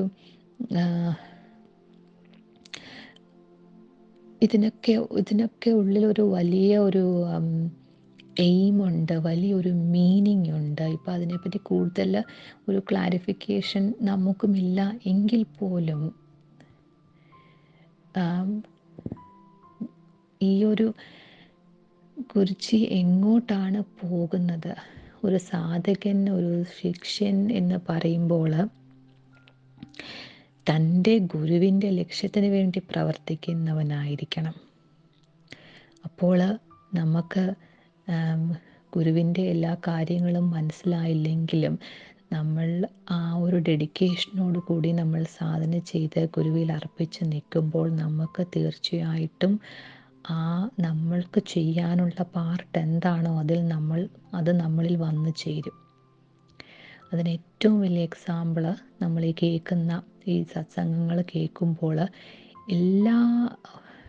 ഈ സംസാരിക്കുന്ന ആൾക്കാരും അവരുടെ ഗുരുവുമായിട്ടുള്ള ഒരു കണക്ഷനെ പറ്റി സംസാരിക്കുമ്പോൾ അതിൻ്റെ അതൊരു വേറെ ഒരു ഇതിലാണ്, നമ്മളൊരു ലെവലിലാണ് സംസാരിക്കുന്നത്. അപ്പോൾ ആ ഒരു കണക്ഷനും അവരെങ്ങനെ സ്വന്തം ഗുരുവിൻ്റെ മെസ്സേജസ് അല്ലെങ്കിൽ ലക്ഷ്യങ്ങൾ അവരിൽ കൂടി ഇംപ്ലിമെൻ്റ് ആകുന്നു, ഇതൊക്കെ നമുക്ക് പഠിക്കേണ്ട ഒരു കാര്യമാണ്. അപ്പോൾ ഒരു ശിഷ്യൻ എന്ന് പറയുമ്പോൾ ഗുരുവിൻ്റെ ഒഴുക്ക് എങ്ങോട്ടാണ്, അതായത് ഗുരുവിൽ സദാ നമ്മൾ ഫോക്കസ്ഡ് ആയിരിക്കണം. അപ്പോൾ നമുക്ക് ആ ഒരു മെസ്സേജസ് കിട്ടിക്കോളും. അപ്പോൾ ഗുരുവിൻ്റെ ഒഴുക്കും കൂടി മനസ്സിലാക്കുന്നവനായിരിക്കണം ഒരു സാധകൻ. അപ്പോൾ അതിന് നമ്മൾ എങ്ങനെ എന്ന് നമ്മൾ ചിന്തിച്ച് കഴിയുമ്പോൾ ഇപ്പോൾ നമുക്ക് പറയാൻ പറ്റുന്നത് സാധനയിൽ 100% ഡെഡിക്കേഷൻ കൊടുക്കുക, പിന്നെ ബാക്കി എല്ലാം ഗുരുവിൻ്റെ പാദങ്ങളിൽ അർപ്പിച്ച് നമ്മൾ ഫുൾ ഡെഡിക്കേഷനോടെ നിൽക്കുമ്പോൾ നമ്മളിലേക്ക് എല്ലാം വന്നു ചേരും. അപ്പോൾ നമ്മുടെ ഉള്ളിലുള്ള ഒഴുക്കിനെയും പുറമേയുള്ള നമ്മുടെ ഒഴുക്കിനെയും ഒക്കെ അറിഞ്ഞ് ഗുരുവിൽ സമർപ്പിച്ച് ജീവിക്കാൻ എല്ലാ സാധകർക്കും കഴിയട്ടെ എന്ന് പ്രാർത്ഥിക്കുന്നു. ഹരിയോം. നമസ്തേ, ഓം ഗുരുഭ്യോ നമഃ. അപ്പോൾ ഈ ആഴ്ചത്തെ സത്സംഗ വിഷയമായ ഒഴുക്ക് എന്നതിനെ പറ്റി നമുക്കൊന്ന് മനനം ചെയ്യാൻ ശ്രമിക്കാം. ഒഴുക്ക് ഒരു സഞ്ചാരം അല്ലേ എന്നുള്ള ഒരു വേർഡിലെടുക്കാം. അപ്പോൾ നമ്മളെല്ലാവരും ഒഴുകിക്കൊണ്ടിരിക്കുന്ന ഒഴുകുന്ന ഒരു ബ്രഹ്മത്തിൻ്റെ ഒഴുക്കായിട്ട് തന്നെ നമുക്കെടുക്കാം അല്ലേ. ഒഴുക്ക് ഒരു പുഴ അത് ഒഴുകുകയാണെങ്കിൽ അതിനെ അത് ഒഴുകിക്കൊണ്ടിരിക്കാം. ചിലപ്പം അത് അത് അതിനോടാരും പറയണ്ട അതെങ്ങനെയാണ് ഒഴുകേണ്ടതെന്ന്. പക്ഷേ അത് ഒഴുകി എത്തേണ്ടടുത്ത് അല്ലേ സ്മൂത്തായിട്ട് അതിന് ആരും പറഞ്ഞു കൊടുക്കേണ്ട, അത് പതുക്കെ തന്നെ ഒഴുകി അത് കടലിലെത്താം. അപ്പോൾ അതിൻ്റെ ആ ഒഴുക്ക് നിലയ്ക്കുകയാണെങ്കിൽ അത് മലിനപ്പെടാം, അല്ലെങ്കിൽ നാശങ്ങൾ ഉണ്ടാകാം അല്ലേ. ആ ഒരു ഒഴുക്ക് സ്മൂത്തായിട്ട് നടന്നില്ല എങ്കിൽ അതിൽ പ്രശ്നങ്ങളുണ്ടാകും അല്ലേ. അതുതന്നെയാണ് എല്ലാ മനുഷ്യരും അവൻ്റെ ഒഴുക്കിനെ പറ്റിയാണ് അറിഞ്ഞിരിക്കേണ്ടത്. ആ ഒഴുക്കിൽ പ്രശ്നങ്ങൾ അല്ലെങ്കിൽ ആ ഒഴുക്ക് സ്മൂത്ത് അല്ലാതെ വരുമ്പോഴാണ്, ആ ഒഴുക്ക് കറക്റ്റായി നടന്നില്ല എങ്കിൽ അവിടെ മലിനപ്പെടും, അല്ലെങ്കിൽ അവിടെ പ്രശ്നങ്ങളുണ്ടാകും. അവിടെ അത് തന്നെയാണ് ഓരോ സാധകരും അവൻ്റെ ഒഴുക്കിനെ പറ്റി അവൻ അറിഞ്ഞു പോകണം. അപ്പോൾ അതിൽ സ്പിരിച്വാലിറ്റിയിലുള്ള ഒഴുക്കെന്നോ ഭൗതികതയിലുള്ള ഒഴുക്കെന്നോ ഇല്ല. ഇതെല്ലാം ഒന്നിലേക്ക് തന്നെ എന്തായാലും ഒരു കടലായി അത് പരിണമിക്കും, അല്ലെങ്കിൽ അത് എത്തേണ്ടിടത്ത് തന്നെ എത്തും. പക്ഷേ അവൻ്റെ ഓരോ ഒഴുക്കും അവൻ അറിഞ്ഞ് പോകണം എന്ന് തന്നെയാണ് ഉദ്ദേശിക്കുന്നതെന്ന് നമ്മൾ മനസ്സിലാക്കുന്നത്. ഇപ്പോൾ ഒരു വിത്ത് നമ്മൾ ഇടുമ്പോഴത്തേക്ക് ആ വിത്തിനറിയുന്നില്ല അല്ലേ, അത് മുളച്ച് അല്ലെങ്കിൽ പൂവോ കായോ ഒക്കെ ആകും എന്ന്. ഇനി ആയിക്കഴിഞ്ഞാലും ആ വിത്തിനറിയുന്നില്ലല്ലോ ഇതിൻ്റെ ഗുണങ്ങളും കാര്യങ്ങളും ഒന്നും അറിയുന്നില്ല. എന്ന് പറഞ്ഞ പോലെ നമ്മുടെ ഇന്നർ സോളുമായിട്ട് ഇത് യാതൊന്നും ഈ ഭൗതിക ഇതിലൊന്നും കണക്റ്റഡ് അല്ല, ഇതൊന്നും ലിങ്ക് ചെയ്യുന്നില്ല. ഈ പൂവുകളും കായ്കളും ഒന്നും പോലെ തന്നെ നമ്മുടെ ചെയ്യുന്ന പല കാര്യങ്ങളും കണക്റ്റഡ് അല്ല. അത് കണക്റ്റഡ് ആകണമെങ്കിൽ കൂടുതൽ മനനം ചെയ്ത് തന്നെ പോകണം. ഇപ്പം നമ്മളുടെ ഈ ഒരു യാത്രയിൽ തന്നെ പല കാര്യങ്ങളും നമ്മൾ എത്രമാത്രം മനനം ചെയ്യുന്നുണ്ട്, നമ്മൾ എത്രമാത്രം അറിഞ്ഞു പോകുന്നുണ്ട് എന്നുള്ള ഒരു തോട്ട് തന്നെ പലതും നമ്മൾ തോട്ടിൻ്റെ പുറത്ത് തന്നെ ജീവിക്കുന്ന ആൾക്കാരാണ്. അപ്പോൾ ആ ഒരു തോട്ട് ഒന്ന് ചിന്തിച്ച് നോക്കിയാൽ അറിയാം നമുക്ക്. അത് തന്നെ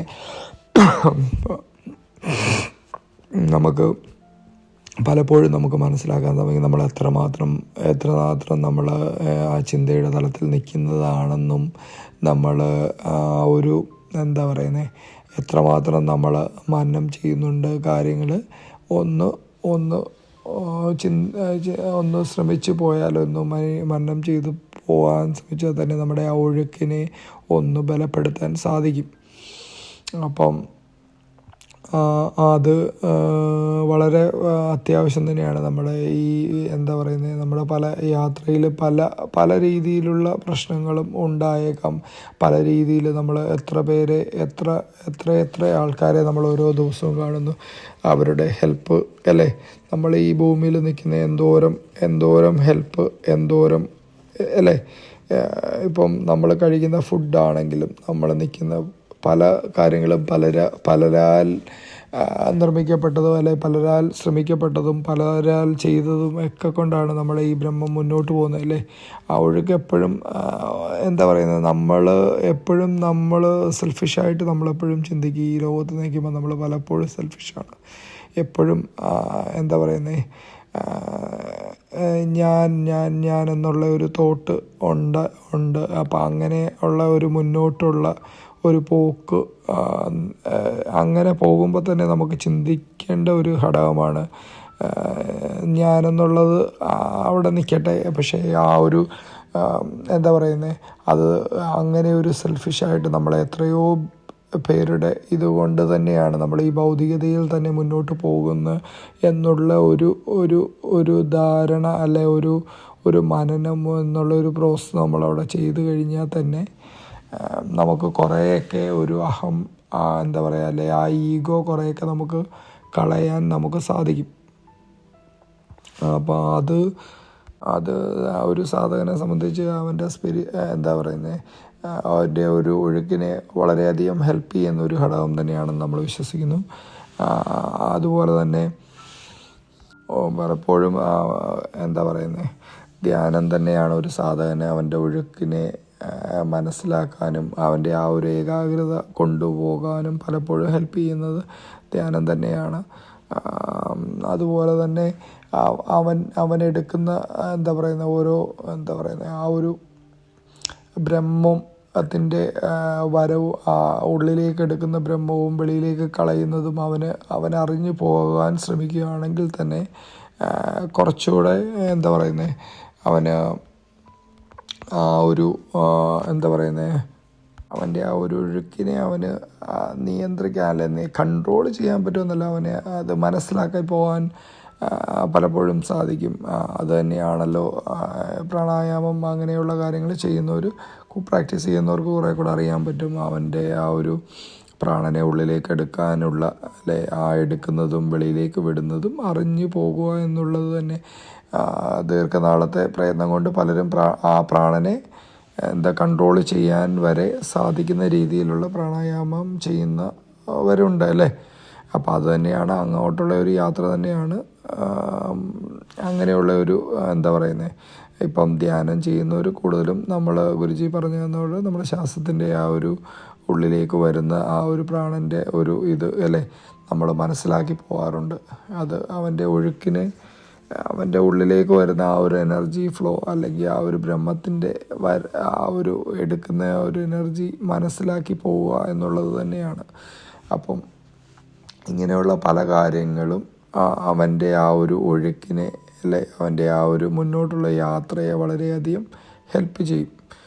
അപ്പോൾ ആ ഒരു ഒഴുക്ക് സ്മൂത്തായിട്ട് പോകണമെന്നുണ്ടെങ്കിൽ ഇങ്ങനെയൊക്കെയുള്ള കാര്യങ്ങൾ, ഇതിനൊക്കെ ഉപരിയായിട്ട് നമ്മുടെ നമ്മുടെ ഒഴുക്ക് മുന്നോട്ട് കൊണ്ടുപോകാനായിട്ട് ഏറ്റവും അല്ലേ നമ്മൾക്ക് ആ ഒഴുക്ക് എപ്പം ഒരു വലിയ ബണ്ട് കിട്ടിയാലും അത് പൊട്ടിച്ച് മുന്നോട്ട് കൊണ്ടുപോകാൻ തന്നെയാണ് നമ്മുടെ ഗുരു നമ്മുടെ ഒപ്പം തന്നെ ഉള്ളത്. അപ്പോൾ അത്രയും വലിയൊരു ശക്തി നമ്മുടെ ഒപ്പം ഉള്ളത്, എക്സ്പെഷ്യലി ഞാൻ പറയുന്നത് എനിക്കൊപ്പം ഉള്ളത് തന്നെയാണ് എന്നെ സംബന്ധിച്ച് എൻ്റെ ഏറ്റവും വലിയ ധൈര്യം. അപ്പം ആ ഒരു ഗുരു നമ്മുടെ ഒപ്പം ഉള്ളിടത്തോളം കാലം ഇതിൻ്റെ ഒഴുക്ക് മുന്നോട്ട് ശക്തിയായി തന്നെ പോവും. അത് മലിനമാകാതെ അല്ലെങ്കിൽ അത് വളരെ സ്മൂത്തായി നല്ല രീതിയിൽ പ്യുവറായി തന്നെ എത്തേണ്ടടുത്ത് എത്താൻ സാധിക്കട്ടെ. അങ്ങനെ എല്ലാവർക്കും ആ ഒരു ഒഴുക്ക് വളരെ ഭംഗിയായി പോകാൻ ഗുരുവിൻ്റെ ഒരു എല്ലാവർക്കും ആ ഗുരു കടാക്ഷം ഉണ്ടാകട്ടെ എന്ന് പ്രാർത്ഥിച്ചുകൊണ്ട് നമ്മൾ നിർത്തുന്നു. ഓം ഗുരുഭ്യോ നമഃ. ഹരി ഓം. ഗുരുജിക്കും സഹസാധകർക്കും പ്രണാമം. ഈ ആഴ്ചയിലെ സത്സംഗ വിഷയം ഒഴുക്ക്. പൊതുവേ നമ്മൾ കാണുന്ന ഒരു കാര്യമാണ് ഒരു നദി ഒഴുകുന്നത്. അതായത് ആ നദിയിലെ ജലം അതിൻ്റെ ലക്ഷ്യസ്ഥാനത്തിലേക്ക് നിരന്തരമായി പ്രയാണം ചെയ്യുന്നു. അതായത് തടസ്സമില്ലാതെ അതിൻ്റെ ആ പ്രയാണം, അതിനെയാണ് നമ്മൾ ഒഴുക്ക്, അസ്വാഭാവികമായിട്ടുള്ള ഒഴുക്ക് എന്ന് പറയുന്നത്. ആധ്യാത്മികതയിലും ഈ ഒഴുക്ക് പല അർത്ഥത്തിലും ഉപയോഗിക്കാറുണ്ട്. അതായത് ഒന്ന് കാലത്തിൻ്റെ ഒഴുക്ക്, അത് അനന്തമായ ഒഴുക്കാണ്. ഇപ്പോൾ കാലപ്രവാഹം എന്ന് പറയാറുണ്ട്. ഇപ്പോൾ ഈ കാലത്തിൻ്റെ ഒഴുക്ക് എപ്പോൾ തുടങ്ങിയെന്നോ എപ്പോഴും അവസാനിക്കുമോ എന്നും നമുക്കറിയില്ല. അത് ഒരു അനന്തമായ ഒഴുക്ക് തന്നെയാണ്.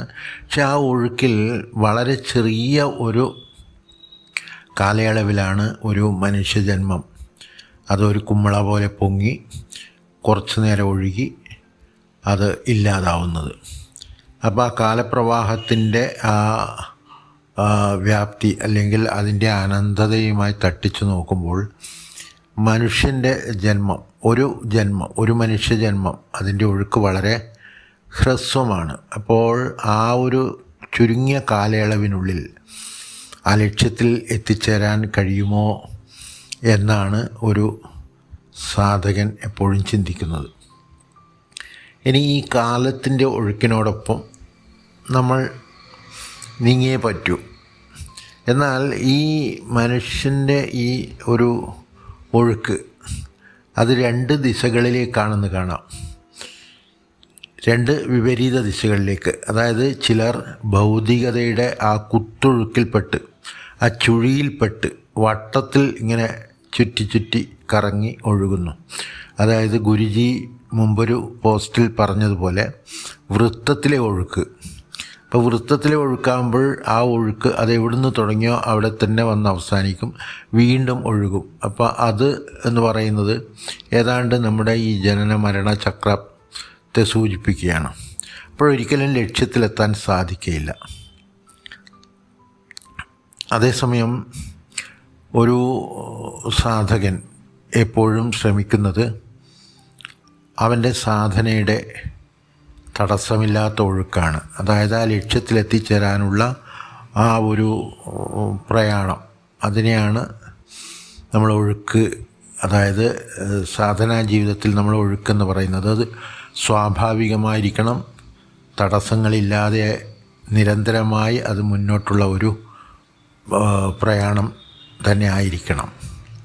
അപ്പോൾ ഇവിടെ ഈ ഒഴുക്ക് എന്ന ഈ വിഷയം കിട്ടിയപ്പോൾ പെട്ടെന്ന് നമ്മൾ ഓർമ്മയിലേക്ക് വന്നത് ഇപ്പോൾ നമ്മൾ അനുഭവിച്ചുകൊണ്ടിരിക്കുന്ന ഒരു ഒഴുക്കാണ്. അതായത് കുറച്ച് ദിവസങ്ങളായി പല ഗുരുക്കന്മാരുടെയും സത്സംഗങ്ങളുടെ ഒരു ഒഴുക്കാണ് നമ്മുടെ മീ ടു മീ മെഡിറ്റേഷൻ ചാനലിലൂടെ നമ്മൾ കേൾക്കുകയും കാണുകയും അനുഭവിക്കുകയും ചെയ്യുന്നത്. ആ ഒരു ഒഴുക്കിൻ്റെ അനുഭവം എല്ലാ സാധകർക്കും അത് അനുഭവപ്പെട്ടിട്ടുണ്ടാകും. അതായത് പല ഗുരുക്കന്മാരുമായിട്ടുള്ള ആ സത്സംഗം, അതിൽ അവരുടെ അനുഭവങ്ങളുടെ ഒഴുക്കാണ്. അതായത് ആ ഒരു തടസ്സമില്ലാതെ അവരുടെ ആ അനുഭവങ്ങൾ അവർ വിവരിക്കുന്ന ആ ഒരു രീതി. അപ്പോൾ എങ്ങനെയാണോ ഒരു സാധകൻ അവൻ്റെ സാധനാ ജീവിതം മുന്നോട്ട് കൊണ്ടുപോകേണ്ടത് എന്ന് ഈ വിശിഷ്ട ഗുരുക്കന്മാരുടെ സത്സംഗങ്ങളിൽ നിന്ന് നമുക്ക് കാണാൻ സാധിക്കും, അല്ലെങ്കിൽ അതിൽ നിന്ന് മനസ്സിലാക്കാൻ നമുക്ക് സാധിക്കും.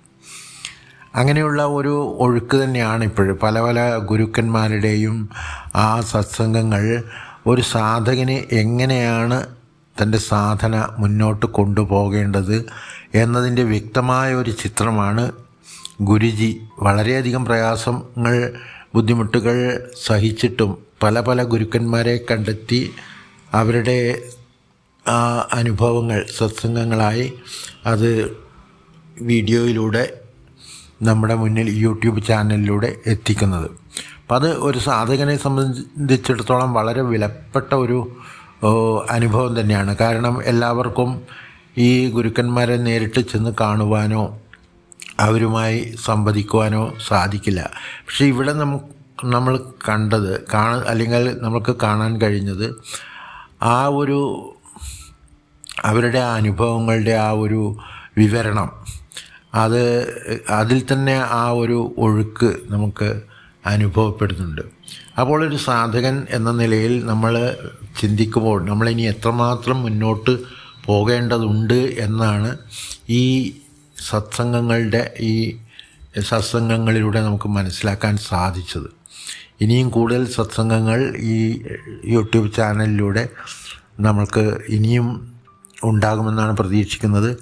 അപ്പോൾ ആ ഒരു സത്സംഗങ്ങളുടെ ഒഴുക്ക് അത് അറിയാതെ ഒരു സാധകനെ തൻ്റെ ഒരു സാധനാ ജീവിതത്തിലെ ഒഴുക്കുമായിട്ട് താരതമ്യം ചെയ്യുവാനും തനിക്ക് എന്തൊക്കെയാണ് ഇനി ഞാൻ ഈ സാധനാ ജീവിതത്തിൽ മുന്നോട്ട് പോകുവാൻ എന്തൊക്കെയാണ് ഇനി ചെയ്യേണ്ടത്, അല്ലെങ്കിൽ എന്തൊക്കെ മാറ്റങ്ങളാണ് ഈ സാധനാ ജീവിതത്തിൽ വരുത്തേണ്ടത് എന്നുള്ള ഒരു വലിയ പാഠമാണ് അല്ലെങ്കിൽ പാഠങ്ങളാണ് ഓരോ ഗുരുശ്രേഷ്ഠന്മാരുടെയും വാക്കുകളിലൂടെ നമുക്ക് മനസ്സിലാക്കാൻ സാധിച്ചത്. അപ്പോൾ ഒരു സാധകൻ്റെ വ്യക്തി ജീവിതത്തിൽ നോക്കുമ്പോൾ ആ സാധനാ ജീവിതത്തിൽ ആ ഒഴുക്കെന്ന് പറയുന്നത് അദ്ദേഹത്തിൻ്റെ ഉള്ളിലുണ്ടാകുന്ന ആ മാറ്റങ്ങളാണ്. അതായത് സാധനാ ജീവിതത്തിൽ കടന്നു വരുന്ന ആ സമയത്തുള്ള ധാരണകളും വിശ്വാസങ്ങളും എല്ലാം ഗുരുവിൻ്റെ നിർദ്ദേശത്താൽ സാധന അനുഷ്ഠിക്കുന്നതിലൂടെ അതിലൊക്കെ കുറേ മാറ്റങ്ങൾ വന്നു തുടങ്ങും. അപ്പോൾ ആ മാറ്റത്തിൻ്റെ സ്വാഭാവികമായ ആ മാറ്റത്തിനെ നമുക്ക് ഒഴുക്കെന്ന് പറയാം സാധനാ ജീവിതത്തിൽ. അപ്പോൾ മുന്നോട്ട് പോകും തോറും നമ്മൾ നേരത്തെ കരുതി വച്ചിരുന്ന പല കാര്യങ്ങളും അവയൊക്കെ തെറ്റിദ്ധാരണകളാണെന്നും അത് എങ്ങനെയാണ് അത് ശരിയായ രീതിയിലേക്ക് തിരിച്ചു വരേണ്ടതെന്നും ഉള്ള വലിയൊരു തിരിച്ചറിവാണ് നൽകുന്നത്. അപ്പോൾ ഒരു സാധകൻ്റെ യാത്ര എന്ന് പറയുന്നത് ഒരു ഒഴുക്ക് തന്നെയാണ്.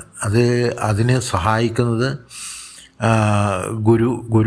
ഗുരുവിൻ്റെ ആ കാരുണ്യം തന്നെയാണ്. ഗുരുവിൻ്റെ കൃപ അതിന് സാധകൻ എപ്പോഴും ആ ഒഴുക്ക് തടസ്സമില്ലാതെ ഒഴുകണമെങ്കിൽ ആ ഗുരുവിൻ്റെ മുന്നിൽ നിരന്തര സമർപ്പണം ചെയ്താൽ മാത്രമേ ആ സാധകന് അവൻ്റെ ആന്തരിക യാത്ര അല്ലെങ്കിൽ ആ ഒഴുക്ക് അത് തടസ്സമില്ലാതെ മുന്നോട്ട് കൊണ്ടുപോകാൻ സാധിക്കുകയുള്ളൂ.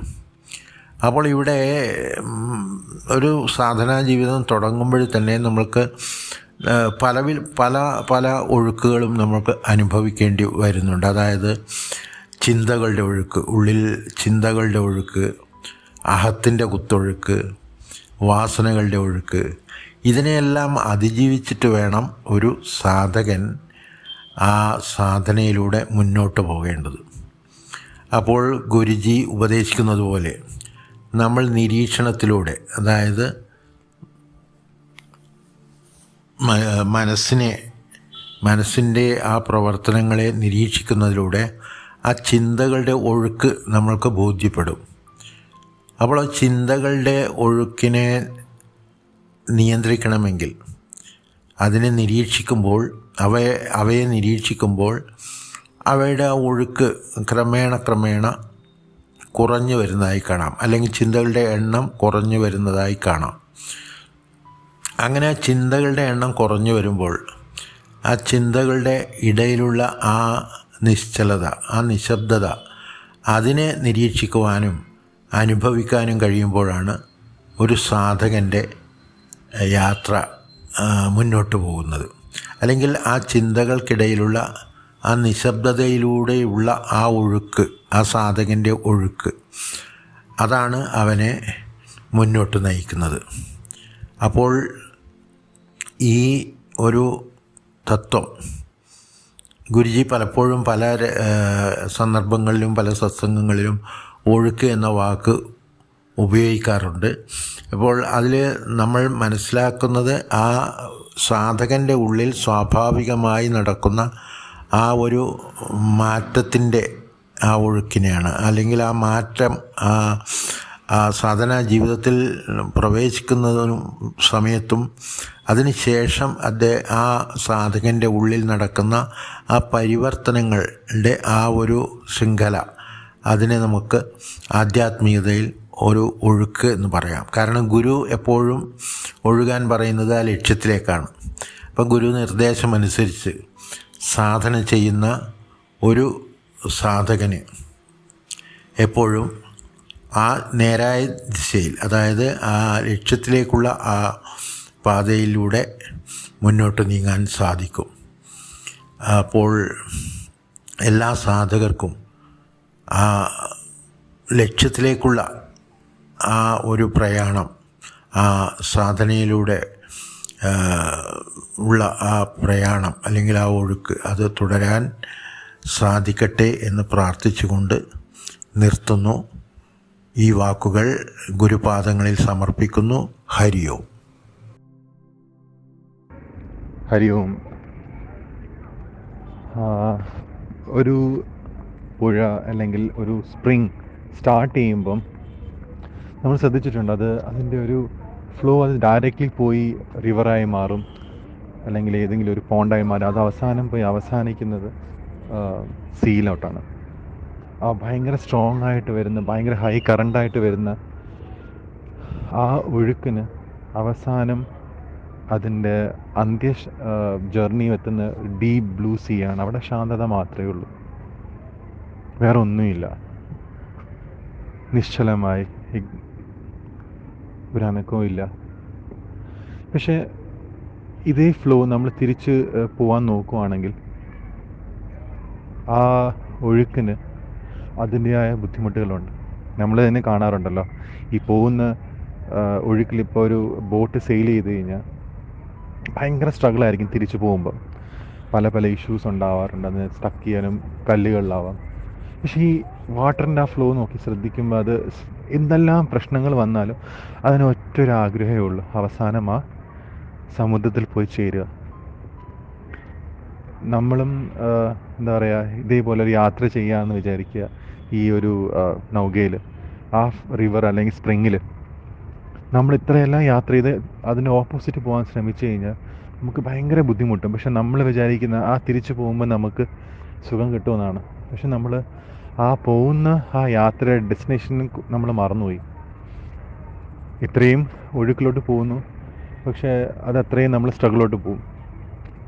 നമുക്ക് ബുദ്ധിമുട്ടുകൾ കൂടുതലുണ്ടാക്കും. ചിലപ്പോൾ ഈ ഒഴുക്കിലായിരിക്കും നമുക്കൊരു വലിയൊരു ഷിപ്പ് കയറി വരുന്നത്. ആ ഷിപ്പ് നമ്മളേക്ക് 2 കൈ കൊണ്ട് എടുക്കും. അവിടെയാണെങ്കിൽ നമുക്ക് ഈ ബോട്ടിൽ സെയിൽ ചെയ്യുന്ന പോലെ 2 തോഴയോ ഒന്നും വേണ്ട. ഡയറക്റ്റിലൊരു എന്താ പറയുക, മോട്ടറിലുള്ള ഷിപ്പാണ്. നേരെ കയറി ഇരുന്നാൽ മതി, അതങ്ങ് നേരെ കൊണ്ടുപോകും.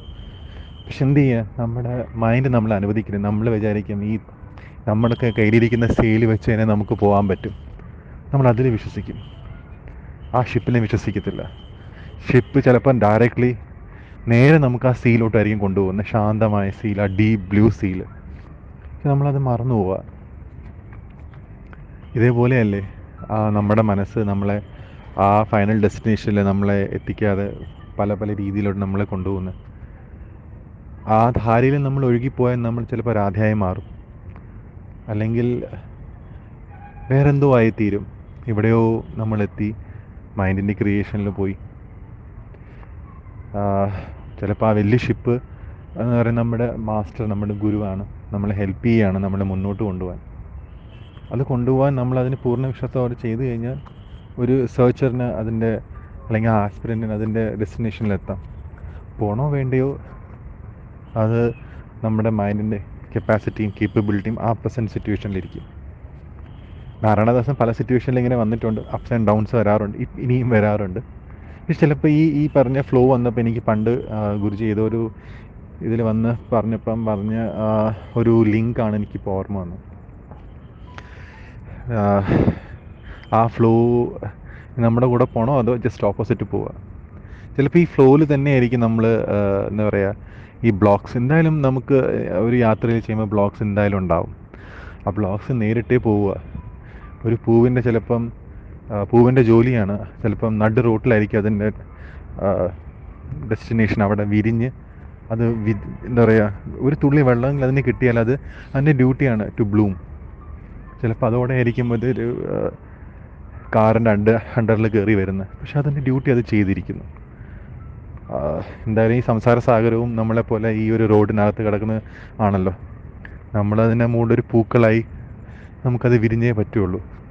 പക്ഷെ ആ പൂവിനെ നമ്മൾ വിടരുന്നോ അതും അതിനെക്കുറിച്ച് ആലോചിച്ച് നമ്മൾ ടെൻഷൻ അടിക്കുകയോ ചെയ്ത് കഴിഞ്ഞാൽ നമുക്കൊരിക്കലും നമ്മുടെ ഡെസ്റ്റിനേഷൻ നമുക്ക് എത്താൻ പറ്റത്തില്ല. അപ്പോൾ എല്ലാ ഓരോ സാധകന്മാരും അവർക്ക് നല്ലൊരു ക്ലിയർ വിഷൻ ഉണ്ടാവുക നമ്മളെവിടെയാണ് എത്തേണ്ടത്. ചിലവർ അരുണഗിരിനാഥർ പോലെ ആവും, അവരുടെ പ്രീവിയസ് ഹിസ്റ്ററി ചിലപ്പോൾ വാസവദത്തെ പോലെ ആവാമായിരിക്കാം, ചിലവർ എന്താ പറയുക മീരാബായി മാറും. പക്ഷെ എന്തായാലും ആ ഒരു അവസാനം നമുക്ക് എന്തായാലും ഉണ്ടാവണം. ഇത്രയും പെട്ടെന്നുണ്ടായാൽ അത്രയും പെട്ടെന്ന് നമുക്ക് ആ ഡീപ്പ് ബ്ലൂ സീൽ പോകാൻ പറ്റും. ആ ശാന്തതയിൽ, ആ നിശ്ചലമായ പീസിലോട്ട് നമുക്ക് എത്താൻ പറ്റും. അപ്പം നമുക്കെല്ലാവർക്കും അത് പറ്റട്ടെ. അതിനായുള്ള ദൈവം നമുക്ക് കരുത്ത് നൽകട്ടെ എന്ന് പ്രാർത്ഥിക്കുന്നു. ഹരി ഓം.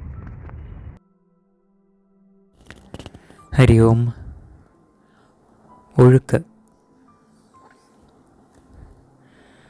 ഒഴുക്ക് എന്ന് കേൾക്കുമ്പോൾ നമുക്ക് ആദ്യം നമ്മുടെ മനസ്സിൽ വരുന്നത് ഒരു നദിയുടെ ഒഴുക്കായിരിക്കാം. ഒരു നദി ഒഴുകി സമുദ്രത്തെ ലക്ഷ്യമാക്കി ഒഴുകുന്ന ആ ഒരു ഇതായിരിക്കാം നമ്മുടെ മനസ്സിലോ ആദ്യം ഓടി വരുന്നത്. ആ നദിയുടെ ഒഴുക്ക് എന്ന് പറയുന്നത് ഒരു സ്വാഭാവികമായിട്ടുള്ള ഒരു ഒഴുക്കാണ്. സമുദ്രത്തിൽ എത്തിച്ചേരുക എന്നുള്ള ആ ഒരു ലക്ഷ്യത്തോടു കൂടി സ്വാഭാവികമായിട്ടും ആ ഒഴുക്ക് സംഭവിക്കുകയാണ്. ആ ഒഴുക്കിനിടയിൽ ധാരാളം തടസ്സങ്ങളുണ്ടാവാം, അത് ദിശ മാറി സഞ്ചരിക്കുന്നുണ്ടാവാം. എങ്ങനെയായിരുന്നാലും ആ നദിയുടെ ആ ഒഴുക്ക് എത്തിച്ചേരാൻ ആഗ്രഹിക്കുന്നത് ആ സമുദ്രത്തിലാണ്. എന്നാൽ ആ നദി ഒഴുകുമ്പോൾ അതുപോലും അറിയാതെ എത്രയോ പേർക്ക് അതിൻ്റെ പ്രയോജനം കിട്ടുന്നുണ്ട്, ആ നദിയുടെ പ്രയോജനം കിട്ടുന്നുണ്ട്. എന്നാൽ അതിലൊന്നും ഒരു കർത്തൃത്വം അല്ലെങ്കിൽ അതിൻ്റെ ഒരു ബെനിഫിറ്റും എടുക്കാതെയാണ് നദി ഒഴുകുന്നത് ആ ലക്ഷ്യത്തിലേക്ക്, സമുദ്രത്തിൽ എത്തിച്ചേരുക എന്നുള്ള ലക്ഷ്യത്തിലേക്ക്. ശരിക്കും അതുപോലെ തന്നെ ആകണ്ടേ ഒരു സാധകൻ്റെ ജീവിതവും? ഒന്ന് അതിനെക്കുറിച്ച് ചിന്തിച്ചാൽ നമുക്കറിയാൻ സാധിക്കും. ഒരു സാധകൻ സാധന ചെയ്ത് അവൻ്റെ ഉന്മയെ തിരിച്ചറിയാൻ വേണ്ടി ശ്രമിക്കുമ്പോൾ തുടക്കത്തിൽ ചിലപ്പോൾ അവൻ്റെ ഉള്ളിൽ എനിക്ക് വേണ്ടി ഞാൻ മോക്ഷത്തിലേക്ക് എത്താൻ വേണ്ടി ചെയ്യണം, എൻ്റെ ആവശ്യമാണത് എന്നുള്ള ഒരു സ്വാർത്ഥ ചിന്ത ഉണ്ടാവാം, സ്വാഭാവികമായിട്ടും ഉണ്ടാവാം. ഞാൻ സാധന ചെയ്യുന്നു, ഞാൻ ഇന്ന അറിവുകൾ നേടുന്നു എന്നെല്ലാം ഉണ്ടാവാം. കാരണം സാധകൻ ഒരു സാധാരണ ഭൗതിക രീതിയിൽ ജീവിച്ചതിന് ശേഷം ഏതോ ഒരു നിമിഷമാണ് സാധനാ ലോകത്തിലേക്ക് കടന്നു വരുന്നത്. അപ്പോൾ സ്വാഭാവികമായിട്ടും ഒരു ഭൗതിക മനസ്സ് അവൻ്റെ ഉള്ളിൽ എന്തായാലും ഉണ്ടാവും. എന്നാൽ കാലം കഴിയും തോറും ആ ഭൗതിക മനസ്സ് മാറി ഒരു ആധ്യാത്മിക മനസ്സ് അവൻ്റെ ഉള്ളിൽ ഡെവലപ്പ് ആവുകയും എൻ്റെ എന്നുള്ള ചിന്ത മാറി നമ്മുടെ, എല്ലാവരുടെയും എന്നുള്ള ആ ചിന്ത അല്ലെങ്കിൽ ആ ഒരു മനോഭാവം അവൻ്റെ ഉള്ളിൽ ഡെവലപ്പ് ആവും. അപ്പോൾ പിന്നെ അവൻ സാധന ചെയ്യുന്നത് ഒരിക്കലും ഒരു സ്വാർത്ഥ താല്പര്യത്തിന് വേണ്ടി എന്നുള്ള രീതിയിലായിരിക്കില്ല. എനിക്ക് മോക്ഷം കിട്ടണം, അല്ലെങ്കിൽ എനിക്ക് അറിവ് നേടണം, എനിക്ക് എന്നെ തിരിച്ചറിയണം എന്നുള്ള രീതിയിലായിരിക്കില്ല. വേറൊരു മാനസികാവസ്ഥയായിരിക്കും, വേറൊരു കാഴ്ചപ്പാടായിരിക്കും. ഒരു ചട്ടക്കൂട്ടിൽ നിന്നും അവൻ പുറത്തായി, എങ്ങനെയാണോ ഒരു ബലൂണിനകത്ത് കാറ്റ് നിറച്ച് വയ്ക്കുമ്പോൾ ആ ബലൂണിൻ്റെ കാറ്റാണ്, ബലൂണിൻ്റെ നിലനിൽപ്പിന് ആ കാറ്റ് ആവശ്യമാണ്, അല്ലെങ്കിൽ അതുണ്ടെങ്കിലേ ആ ബലൂൺ എന്ന് നമ്മൾ വിളിക്കുള്ളൂ, ഇല്ലേ? എന്നാൽ ആ ബലൂൺ പൊട്ടിക്കഴിയുമ്പോൾ അല്ലെങ്കിൽ ബലൂണിൻ്റെ അകത്തെ കാറ്റ് പുറത്തേക്ക് പോകുമ്പോൾ എന്ത് സംഭവിക്കും? അത് സ്വാഭാവികതയിൽ നിലനിൽക്കുകയാണ്. ആ ഒരു കാറ്റ് അതിൻ്റെ യഥാർത്ഥ സ്വരൂപത്തിൽ നിലനിൽക്കുകയാണ്, ഒരു ബൗണ്ടറിയും ഇല്ലാതെ, ഒരു നാമവും അല്ലെങ്കിൽ ഒരു രൂപവും ഇല്ലാതെ. അപ്പം ശരിക്കും നോക്കിക്കഴിഞ്ഞാൽ ഒരു സാധകൻ്റെ ലൈഫും ഒരു സാധനാ ജീവിതവും അതുതന്നെയാണ്. എന്തൊക്കെയോ പേരിൽ അറിയപ്പെട്ടിരുന്ന ഒരു സാധകൻ ആ ഉന്മയിലേക്ക് അടുക്കുമ്പോൾ അതല്ലാതായി മാറുകയാണ്, ഒരു സ്വാഭാവികമായ ഒരു ഒഴുക്കിൻ്റെ ഭാഗമാവുകയാണ്. ശരിയല്ലേ? അതുകൊണ്ടാണ് ഒരു സാധകൻ്റെ ജീവിതവും ഒരു നദിയുടെ ജീവിതവും കമ്പയർ ചെയ്ത് ചിന്തിക്കണമെന്ന് പറയാൻ കാരണം, ഒരു നദി എങ്ങനെയാണോ അതിൻ്റെ ലക്ഷ്യത്തിലേക്ക് ഒരു അറ്റാച്ച്മെൻറ്റും ഇല്ലാതെ യാത്ര ചെയ്യുന്നത്, അതുപോലെ ആയിരിക്കണം ഒരു സാധകൻ്റെ ജീവിതവും. ഒരു സാധകൻ്റെ ജീവിതം അതുപോലെ ആവും. കാലം കഴിയുന്തോറും അവനിൽ ആ ഒരു ഹൃദയശുദ്ധി അല്ലെങ്കിൽ ഹൃദയവികാസം ഉണ്ടായി അവൻ എല്ലാത്തിനെയും ആ ഒരു ഭാവത്തോടെ കാണാൻ ശ്രമിക്കുമ്പോൾ സ്വാഭാവികമായിട്ടും ഒരു സാധകൻ്റെ സാധനാ ജീവിതവും ഒരു നദി പോലെ എല്ലാത്തിനെയും ഉൾക്കൊണ്ടുകൊണ്ട്, എല്ലാത്തിനെയും ഒരു അവൻ്റെ ജീവിതം കൊണ്ട് ചുറ്റുപാടും നിൽക്കുന്ന ഓരോന്നിനും പ്രയോജനകരമായിക്കൊണ്ടാണ് അവൻ്റെ ജീവിതം മുന്നോട്ട് പോകുന്നത്. ഒന്ന് തിരിഞ്ഞു നോക്കിയാൽ നമ്മുടെ ഗുരുക്കന്മാർ എങ്ങനെയാണ് ജീവിച്ചത് എന്ന് നോക്കിക്കഴിഞ്ഞാൽ നമുക്ക് അത് മനസ്സിലാക്കാൻ സാധിക്കും. എത്രത്തോളം പ്രകൃതിയോട് ഇണങ്ങിയാണ് നമുക്ക് മുന്നേ പോയവർ, ഗുരുക്കന്മാരാവട്ടെ സാധകരാവട്ടെ, ഇവരെല്ലാവരും പ്രകൃതിയോട് ഇണങ്ങിയാണ് ജീവിച്ചത്. അതിനോടൊപ്പമാണ്, ആ ഒഴുക്കിനോടൊപ്പമാണ് ജീവിച്ചത്. അവരുടെ ലക്ഷ്യം അവരുടെ മുന്നിലുണ്ട് എങ്കിലും ആ ലക്ഷ്യത്തിലെത്താൻ ഒരിക്കലും ഒന്നിനെയും ഒരു തടസ്സമായി കാണുകയോ ഒന്നിനെയും നശിപ്പിക്കുകയോ ഒന്നും ചെയ്യാതെ എല്ലാത്തിനെയും ഉൾക്കൊണ്ടുകൊണ്ടാണ് ഓരോ സാധകരും അല്ലെങ്കിൽ ഓരോ ഗുരുക്കന്മാരും നമുക്ക് മുന്നേ കടന്നു പോയിട്ടുള്ളത്. അപ്പോൾ ഇവരെല്ലാം ജീവിച്ച് കാണിച്ചു തരികയാണ് നമുക്ക് ഉള്ളൊരു മാതൃകയായിട്ട്. ഈ വഴി പിന്തുടരൂ എന്ന് പറഞ്ഞിട്ട് ഓരോ സാധകർക്കും ഓരോ വഴിയായിരിക്കാം. നേരത്തെ പറഞ്ഞ പോലെ നദി ഒഴുകുമ്പോൾ അത് പല വഴിയിൽ കൂടി പോകുമായിരിക്കാം. എന്നാൽ തടസ്സങ്ങളും ഉണ്ടാവാം, പല വഴികളിലൂടെയും പോകും. എന്നാൽ ലക്ഷ്യം ഒന്നേ ഉള്ളൂ, ആ സമുദ്രത്തിൽ ചേരുക എന്നുള്ളത്. അതുപോലെ തന്നെയാണ് ഒരു സാധകൻ്റെ സാധനായാത്രയും. പല മാർഗങ്ങളിലൂടെ ആയിരിക്കാം സാധകൻ യാത്ര ചെയ്യുന്നത്. ഓരോ സാധകരും യാത്ര ചെയ്യുന്നത് പല വഴികളിലൂടെ ആയിരിക്കാം. അവരവരുടെ മാനസിക തലമനുസരിച്ചുള്ള വഴികളിലൂടെ ആയിരിക്കാം ഓരോ സാധകരും യാത്ര ചെയ്യുന്നത്. അവരുടെ സാധനാ രീതികൾ അങ്ങനെയായിരിക്കാം. എന്നാൽ എല്ലാവരുടെ ലക്ഷ്യവും എന്താണ്? അവനവൻ്റെ ഉന്മയെ തിരിച്ചറിയുക, ആ നിത്യസത്യത്തെ തിരിച്ചറിയുക എന്നുള്ളതാണ്. അപ്പം മാർഗങ്ങൾ ഏതായിരുന്നാലും ലക്ഷ്യം ഒന്ന് തന്നെയാണ്. അപ്പോൾ ഒരിക്കലും ഒരു കമ്പാരിസൺ അവിടെ സംഭവിക്കുന്നില്ല, അല്ലെങ്കിൽ ഒരു അറ്റാച്ച്മെൻറ്റ് ഒന്നിലോടും സംഭവിക്കുന്നില്ല. അല്ലെങ്കിൽ എൻ്റെ വഴിയാണ് ശരി, ഇത് തെറ്റാണ്, ഇത് ശരിയാണ്, ഇത് മാത്രമാണ് ശരി, അങ്ങനെ ഒന്ന് സാധകർക്കിടയിൽ സംഭവിക്കുന്നില്ല. അല്ലെങ്കിൽ അങ്ങനെ സംഭവിക്കാൻ പാടില്ല. യഥാർത്ഥ സാധകനിൽ അങ്ങനെ സംഭവിക്കാൻ പാടില്ല. ഈ ഒരു തിരിച്ചറിവ് നമ്മൾ ആ ഒഴുക്കിനോടൊപ്പം ഒഴുകുമ്പോഴാണ് സംഭവിക്കുന്നത്. എത്രത്തോളം നമുക്ക് ആ ഒരു എനർജി ഫ്ലോയെ തിരിച്ചറിയാൻ സാധിക്കുന്നുവോ അപ്പോഴാണ് നമുക്ക് ഈസി ആയിട്ട് ഒരു ആയാസവുമില്ലാതെ നമുക്ക് ആ എനർജി ഫ്ലോയോടൊപ്പം അതിനെ അനുഭവിച്ച് മുന്നോട്ട് നീങ്ങുവാൻ സാധിക്കുന്നത്. നമുക്കറിയാം, നമ്മുടെ മന്ത്ലി സത്സംഗങ്ങളിൽ, പ്രാക്ടിക്കൽ സെഷൻസിൽ നമ്മൾ കുറച്ച് നേരത്തേക്ക് നമ്മുടെ അഹം ഷട്ട് ഡൗൺ ആവുമ്പോൾ, അല്ലെങ്കിൽ നമ്മൾ അതിനെ മാറ്റി നിർത്തുമ്പോൾ നമുക്ക് ആ എനർജി ഫ്ലോ കറക്റ്റായിട്ട് അനുഭവിക്കാൻ സാധിക്കും. അതിൻ്റെ ഫുൾ ഫ്ലഡ്ജിൽ നമുക്ക് അനുഭവിക്കാൻ സാധിക്കും. ഒരു നിമിഷത്തേക്കെങ്കിൽ ഒരു നിമിഷം. അപ്പം അതിൽ നിന്ന് നമ്മൾ എന്താ മനസ്സിലാക്കേണ്ടത്? നമ്മളിപ്പോൾ നിൽക്കുന്നത് ആ ഒഴുക്കിനെതിരെയാണ്, അല്ലെങ്കിൽ ഒഴുക്കിൽ നിന്ന് മാറിയാണ് നിൽക്കുന്നത്.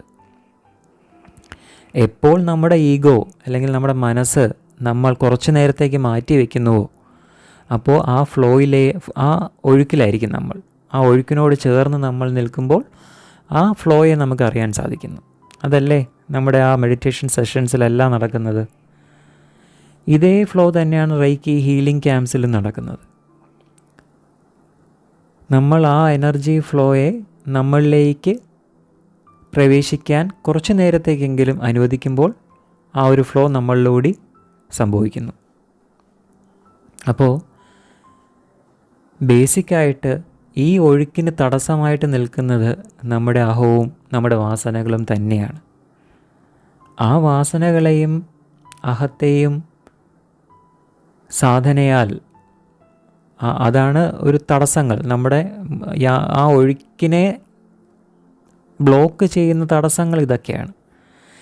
ഈ ബ്ലോക്കിനെ എപ്പോൾ നമുക്ക് മാറ്റാൻ സാധിക്കുന്നുവോ, സാധനയിലൂടെ, നമ്മുടെ നിരന്തരമായിട്ടുള്ള ആ സമർപ്പണ മനോഭാവത്തോടു കൂടിയുള്ള സാധനയിലൂടെ നമുക്ക് മാറ്റുവാൻ സാധിക്കുന്നുവോ അപ്പോൾ മാത്രമാണ് നമുക്ക് ആ ഫ്ലോയിൽ നിലനിൽക്കുവാൻ സാധിക്കുന്നത്. അതിനെ സ്വയം അനുഭവിച്ചുകൊണ്ട് ആ ഒഴുക്കിനോടൊപ്പം ലക്ഷ്യത്തിലേക്ക് എത്തുവാൻ സാധിക്കുന്നത്. അങ്ങനെ ഓരോ സാധകർക്കും ആ ഒരു എനർജി ഫ്ലോ, ആ ഒരു ഡിവൈൻ ഫ്ലോയിനെ അനുഭവിച്ചുകൊണ്ട് അവരവരുടെ ആ ലക്ഷ്യത്തിലേക്ക് എത്തുവാൻ സാധിക്കട്ടെ. അതിന് ഗുരുകൃപയുണ്ടാവട്ടെ എന്ന് മാത്രം പ്രാർത്ഥിക്കുന്നു. ഹരി ഓം. ഒഴുക്ക് ഈ ആഴ്ചത്തെ സാധകർക്കുള്ള ചിന്താവിഷയം അല്ലെങ്കിൽ സത്സംഗ വിഷയം ഒഴുക്ക്.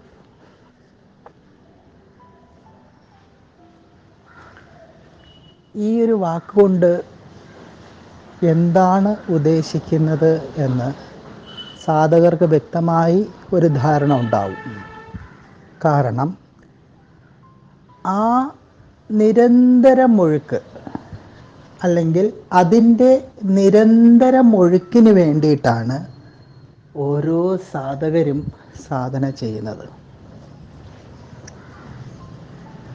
എന്തുകൊണ്ട് ആ ഒഴുക്കിനെ ഇഷ്ടപ്പെടുന്നു? കാരണം അതിൻ്റെ ഒരു ഗ്ലിംസ്, അതിൻ്റെ നേരിയ അനുഭവം നുകർന്നത് കൊണ്ടാണ് തുടരെ ആ സ്റ്റേറ്റ് ഓഫ് മൈൻഡ് തന്നിൽ നിലനിൽക്കണമെന്ന് ആഗ്രഹിക്കുന്നത്. ആ ഒരു ആഗ്രഹത്തിനെയാണ് ഇവിടെ ഒഴുക്ക് എന്ന് ഉദ്ദേശിക്കുന്നത്. തൈലധാര പോലെ എന്ന് പറയും. അതായത് എണ്ണ നമ്മൾ ഒരു കുപ്പിയിൽ നിന്ന് മറ്റു കുപ്പിയിലേക്ക് പകർന്നൊഴിക്കുമ്പോൾ അതിലൊരു ബ്രേക്കില്ലാതെ ഒഴുകും. നമ്മളിൽ ആ അബണ്ടൻ്റായിട്ടുള്ള കോസ്മിക് ഫ്ലോ നിരന്തരം നമ്മളിൽ നിന്ന് പുറത്തേക്ക്, അതായത് ആ കോസ്മിക് ഫ്ലോ നമ്മളിലേക്ക് പ്രവേശിക്കുകയും നമ്മളിൽ നിന്ന് ഒഴുകുകയും ചെയ്യുന്ന ഒരവസ്ഥ. ചിന്തകളാൽ അതിനെ ബ്രേക്ക് ചെയ്യാത്ത അവസ്ഥ, ആ ഒരു സുപ്രീം സ്റ്റേറ്റിൽ നിലനിൽക്കുന്ന ഒരവസ്ഥ.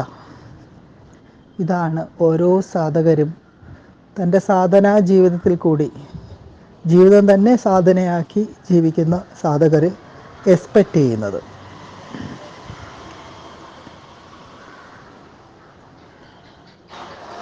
ഈ ഒഴുക്ക് എങ്ങനെ, അല്ലെങ്കിൽ ആ ഒഴുക്ക് നേടിയവനെ എങ്ങനെ മനസ്സിലാക്കാം? ഒഴുക്ക് എങ്ങനെ നേടാം, അതല്ലെങ്കിൽ ഒഴുക്ക് നേടിയവനെ എങ്ങനെ മനസ്സിലാക്കാം? ആദ്യം നമുക്ക് ഒഴുക്ക് നേടിയവനെ എങ്ങനെ മനസ്സിലാക്കാമെന്ന് നോക്കാം.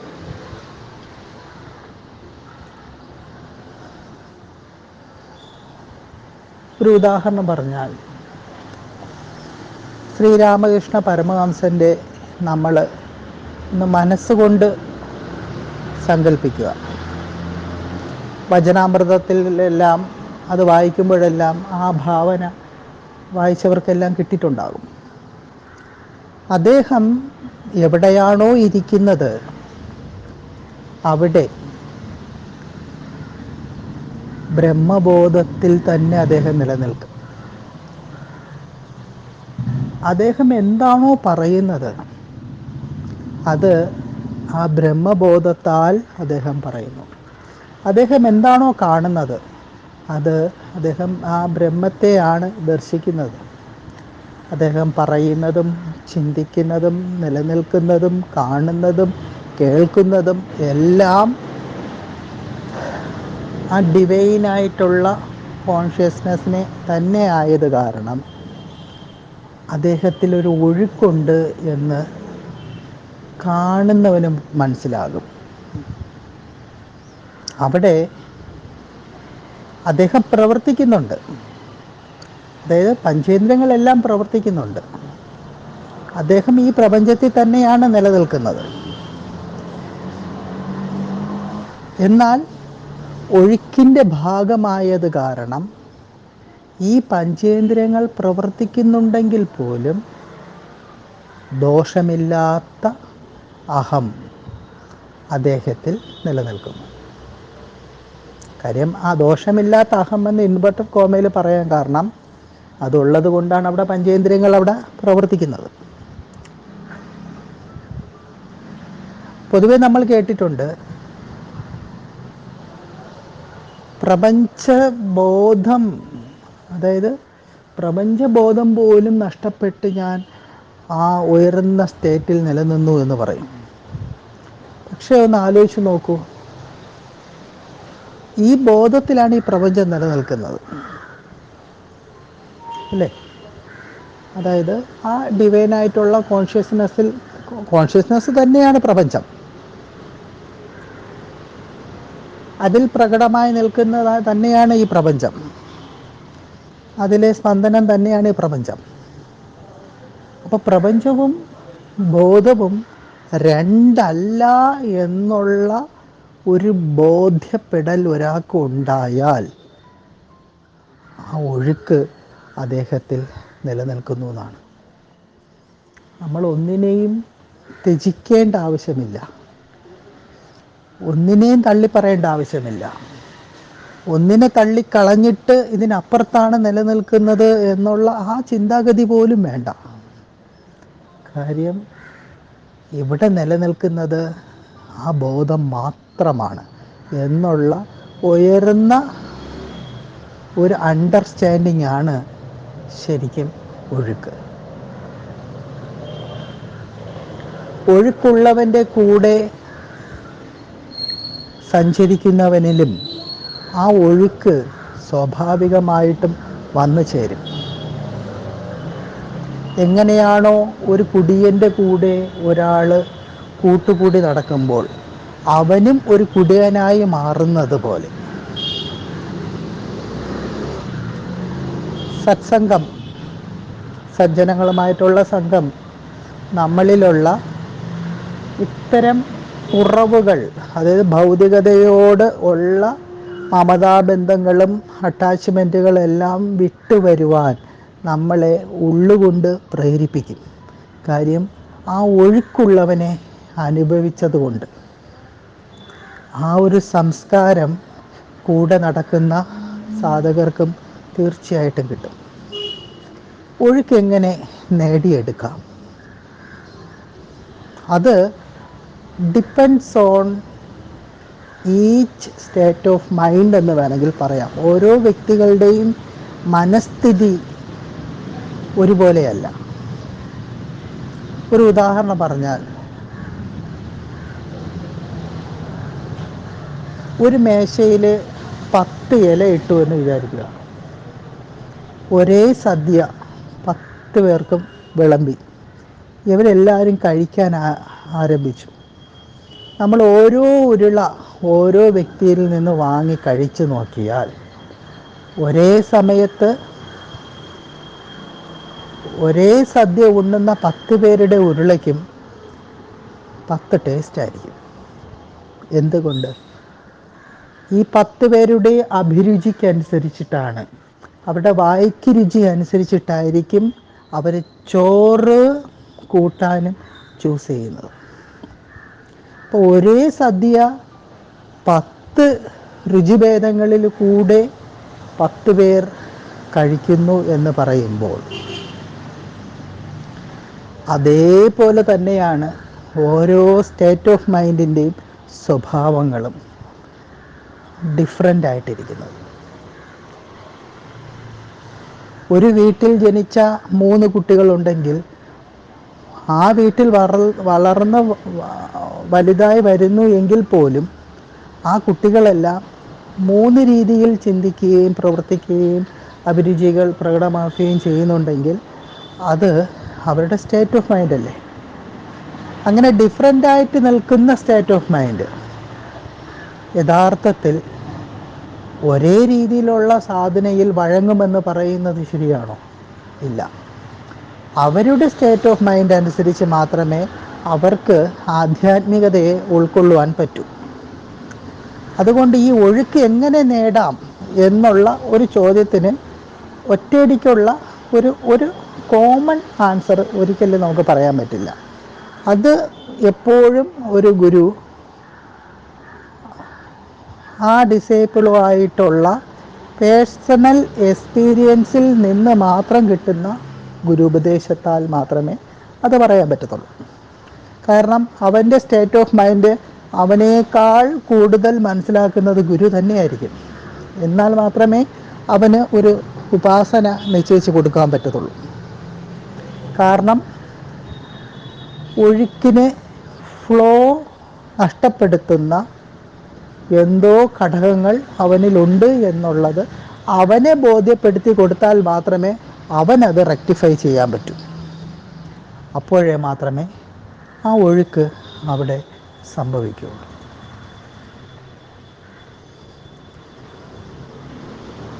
എന്തിൻ്റെ ഒഴുക്ക്, എന്തിൻ്റെ ഒഴുക്കിനെ പറ്റിയിട്ടാണ് ഈ പറയുന്നതെന്ന് വ്യക്തമായി കാണുമല്ലോ. യഥാർത്ഥത്തിൽ എന്താണോ ഞാൻ,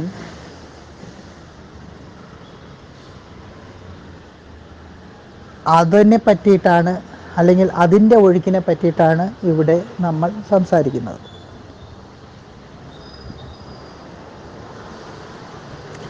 നമ്മളുള്ള അഹംബുദ്ധി യഥാർത്ഥത്തിൽ ഒഴുക്കിന് തടസ്സമാണ്. നമ്മുടെ വാസനകൾ യഥാർത്ഥത്തിൽ ഒഴുക്കിന് തടസ്സമാണ്. ഇവയെല്ലാം നിശ്ചലമായിരിക്കുമ്പോൾ, ചലനരഹിതമായിരിക്കുമ്പോഴാണ് ആ ഒഴുക്ക് അവിടെ നടക്കുന്നത്.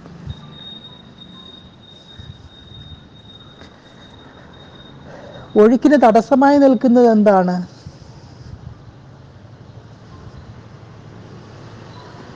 ഞാൻ കണ്ടു എന്നുള്ള സ്റ്റേറ്റ്മെൻറ്റ്, ഞാൻ കേട്ടു എന്നുള്ള സ്റ്റേറ്റ്മെൻറ്റ്, ഞാൻ പറയുന്നു എന്നുള്ള സ്റ്റേറ്റ്മെൻറ്റ്, ഞാൻ അറിഞ്ഞു എന്നുള്ള സ്റ്റേറ്റ്മെൻറ്റ്,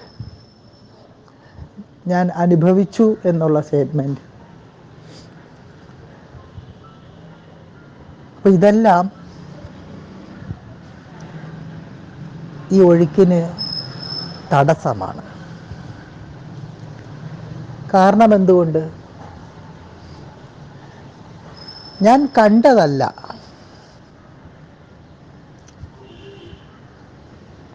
ഞാൻ കണ്ടത്. ഇപ്പം ഞാൻ കണ്ടു എന്ന് പറയുമ്പോൾ, എ എന്ന് പറയുന്ന ഒരു വ്യക്തി ഒന്നിനെ കണ്ടു. അപ്പോൾ ഈ വേദാന്തത്തിൻ്റെ ഭാഷയിൽ പറഞ്ഞാൽ അവിടെ ത്രിപുടി ഉണ്ടല്ലോ. കണ്ടവൻ, കണ്ടത്, ആ കാണുന്ന പ്രോസസ്സ്.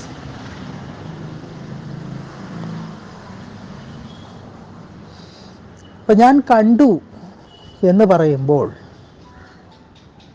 ഞാൻ അവിടെ പ്രബലമാണ്, കണ്ടത് പ്രബലമാണ്. അപ്പം അതിൻ്റെ ഇടയിൽ ഒരു ഗ്യാപ്പുണ്ട്. അതേസമയം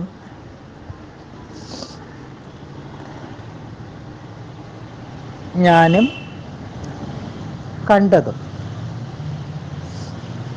ശ്രദ്ധിക്കുക, ഞാനും കണ്ടതും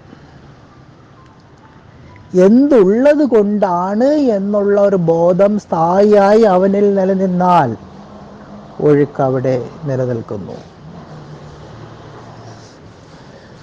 ആ ഒഴുക്കിന് തടസ്സമായി അവിടെ ഒന്നുമില്ല. പിടികിട്ടിയില്ലേ?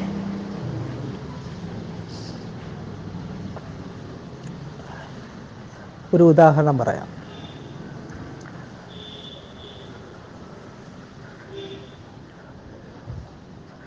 ഒരു വലിയ സമുദ്രം, മഹാസമുദ്രം. ഈ സമുദ്രത്തിൻ്റെ ഉള്ളിൽ ഒരു കുഞ്ഞ് മത്സ്യം അതിങ്ങനെ ചാടി മറിഞ്ഞ് ആ സമുദ്രത്തിൽ കൂടി ഇങ്ങനെ രസിക്കുകയാണ്. അപ്പോഴാ കുഞ്ഞു മത്സ്യത്തിനടുത്ത് മറ്റൊരു മത്സ്യം വന്ന് ചോദിക്കുകയാണ്, നീ എവിടെയാണ് നിലനിൽക്കുന്നത് എന്ന് ചോദിച്ചു. അപ്പോഴാ കുഞ്ഞു മത്സ്യം പറഞ്ഞു, ഞാൻ ഇവിടെയാണ് നിലനിൽക്കുന്നത് എന്ന് പറഞ്ഞു. അപ്പോൾ വീണ്ടും ആ മത്സ്യം ചോദിച്ചു, ഈ ഇവിടെ എന്ന് പറയുന്നത് എന്തിലാണ് എന്ന് ചോദിച്ചു. അപ്പം അതിനുത്തരം ആർക്ക് പറയാൻ സാധിക്കുന്നില്ല? അതിനുത്തരം മത്സ്യക്കുഞ്ഞിന് പറയാൻ സാധിക്കുന്നില്ല. ഇവിടെയാണ് നിലനിൽക്കുന്നത് അറിയാം, പക്ഷെ എവിടെയാണ്, ഈ ഇവിടെ എവിടെയാണ് നിലനിൽക്കുന്നു എന്ന് പറയാൻ ആ കുഞ്ഞു മത്സ്യത്തിന് സാധിക്കുന്നില്ല. അപ്പോൾ വീണ്ടും മറ്റേ ചോദ്യകർത്താവായ മത്സ്യം ചോദിക്കുകയാണ്, നീ എത്ര നാൾ നിലനിൽക്കും? അപ്പോൾ അതിന് ഉത്തരം കൊടുക്കുവാൻ സാധിച്ചില്ല. അപ്പോൾ എവിടെയാണ് നിലനിൽക്കുന്നതെന്നും എത്ര നാളാണ് നിലനിൽക്കുന്നതെന്നും അറിയാതെ ജീവിക്കുന്ന ആ മത്സ്യക്കുഞ്ഞ് എവിടെ? ആ വിശാലമായ മഹാസമുദ്രത്തിൽ ഒരു കോണിൽ ജീവിക്കുന്ന ആ മത്സ്യക്കുഞ്ഞ് തൻ്റെ അസ്തിത്വം എവിടെ നിലനിന്നിരുന്നു എന്നറിയാതെ ജീവിച്ച് മരിക്കുമ്പോൾ,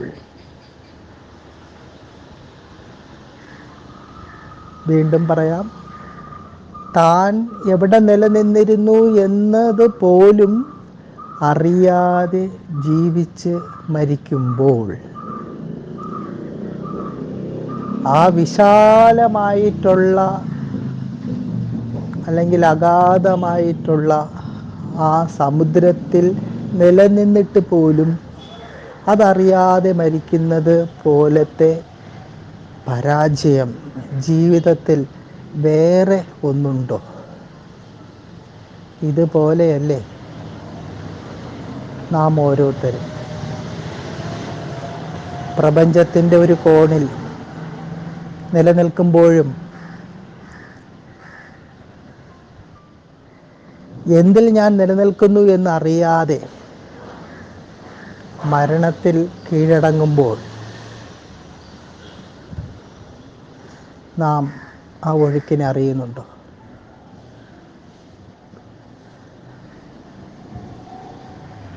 എന്നാൽ ഈ വിശാലമായ പ്രപഞ്ചത്തിലോ അല്ലെങ്കിൽ ആ മഹാസമുദ്രത്തിൻ്റെ ഒരു കോണിലിരിക്കുന്ന ആ കുഞ്ഞു മീനോ അല്ലെങ്കിൽ വിശാലമായ പ്രപഞ്ചത്തിൽ ഒരു കോണിലിരിക്കുന്ന നമ്മളോ തൻ്റെ അസ്തിത്വത്തിൻ്റെ യാഥാർത്ഥ്യം തിരിച്ചറിഞ്ഞാൽ ആ കോണ് പൊട്ടും, അല്ലേ?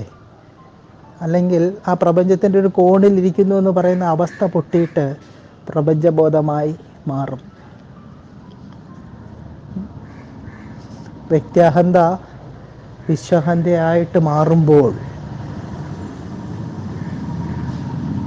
ആ ഒഴുക്ക് അവിടെ തുടങ്ങും.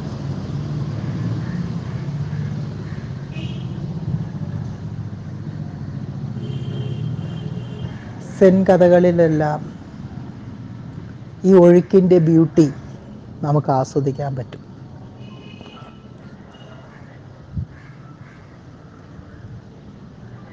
വിശ്വഹന്തതയിൽ നാം നിലനിൽക്കുമ്പോൾ ഒരു കുമിളയാകുന്ന വ്യക്തിയഹന്തയ്ക്കുള്ളിൽ ജീവിക്കുന്ന നാം നമ്മുടെ സമർപ്പണ ബുദ്ധിയോടെ ആ കുഞ്ഞു കുമിള ഒന്ന് പൊട്ടിച്ചാൽ പിന്നെ ഒഴുക്ക് വിശ്വഹന്തയിലേക്കാണ്. അത് നമ്മൾക്ക് ചിന്തിക്കുന്നതിനപ്പുറമാണ് അതിൻ്റെ ബ്യൂട്ടി. കുമിളയ്ക്കുള്ളിലുള്ള ബുദ്ധിയും ഭാവനയും കൊണ്ട് മാത്രമാണ് നാം ഓരോന്ന് ചിന്തിച്ചു കൂട്ടിയിരുന്നത്. ഒഴുക്കവിടെ സംഭവിച്ചാൽ പിന്നെ ചിന്തയില്ല, ഭാവനയില്ല, റിയാലിറ്റിയിലായി നാം നിലനിൽക്കുകയും ചെയ്യും. ആ സുന്ദരമായ ആനന്ദമായ ഒഴുക്ക് ഓരോ സാധകൻ്റെ ഉള്ളിലും നിരന്തരം സംഭവിക്കട്ടെ എന്ന് നിത്യസത്യത്തിനോട് പ്രാർത്ഥിച്ചുകൊണ്ട് നിർത്തുന്നു. ഹരി ഓം.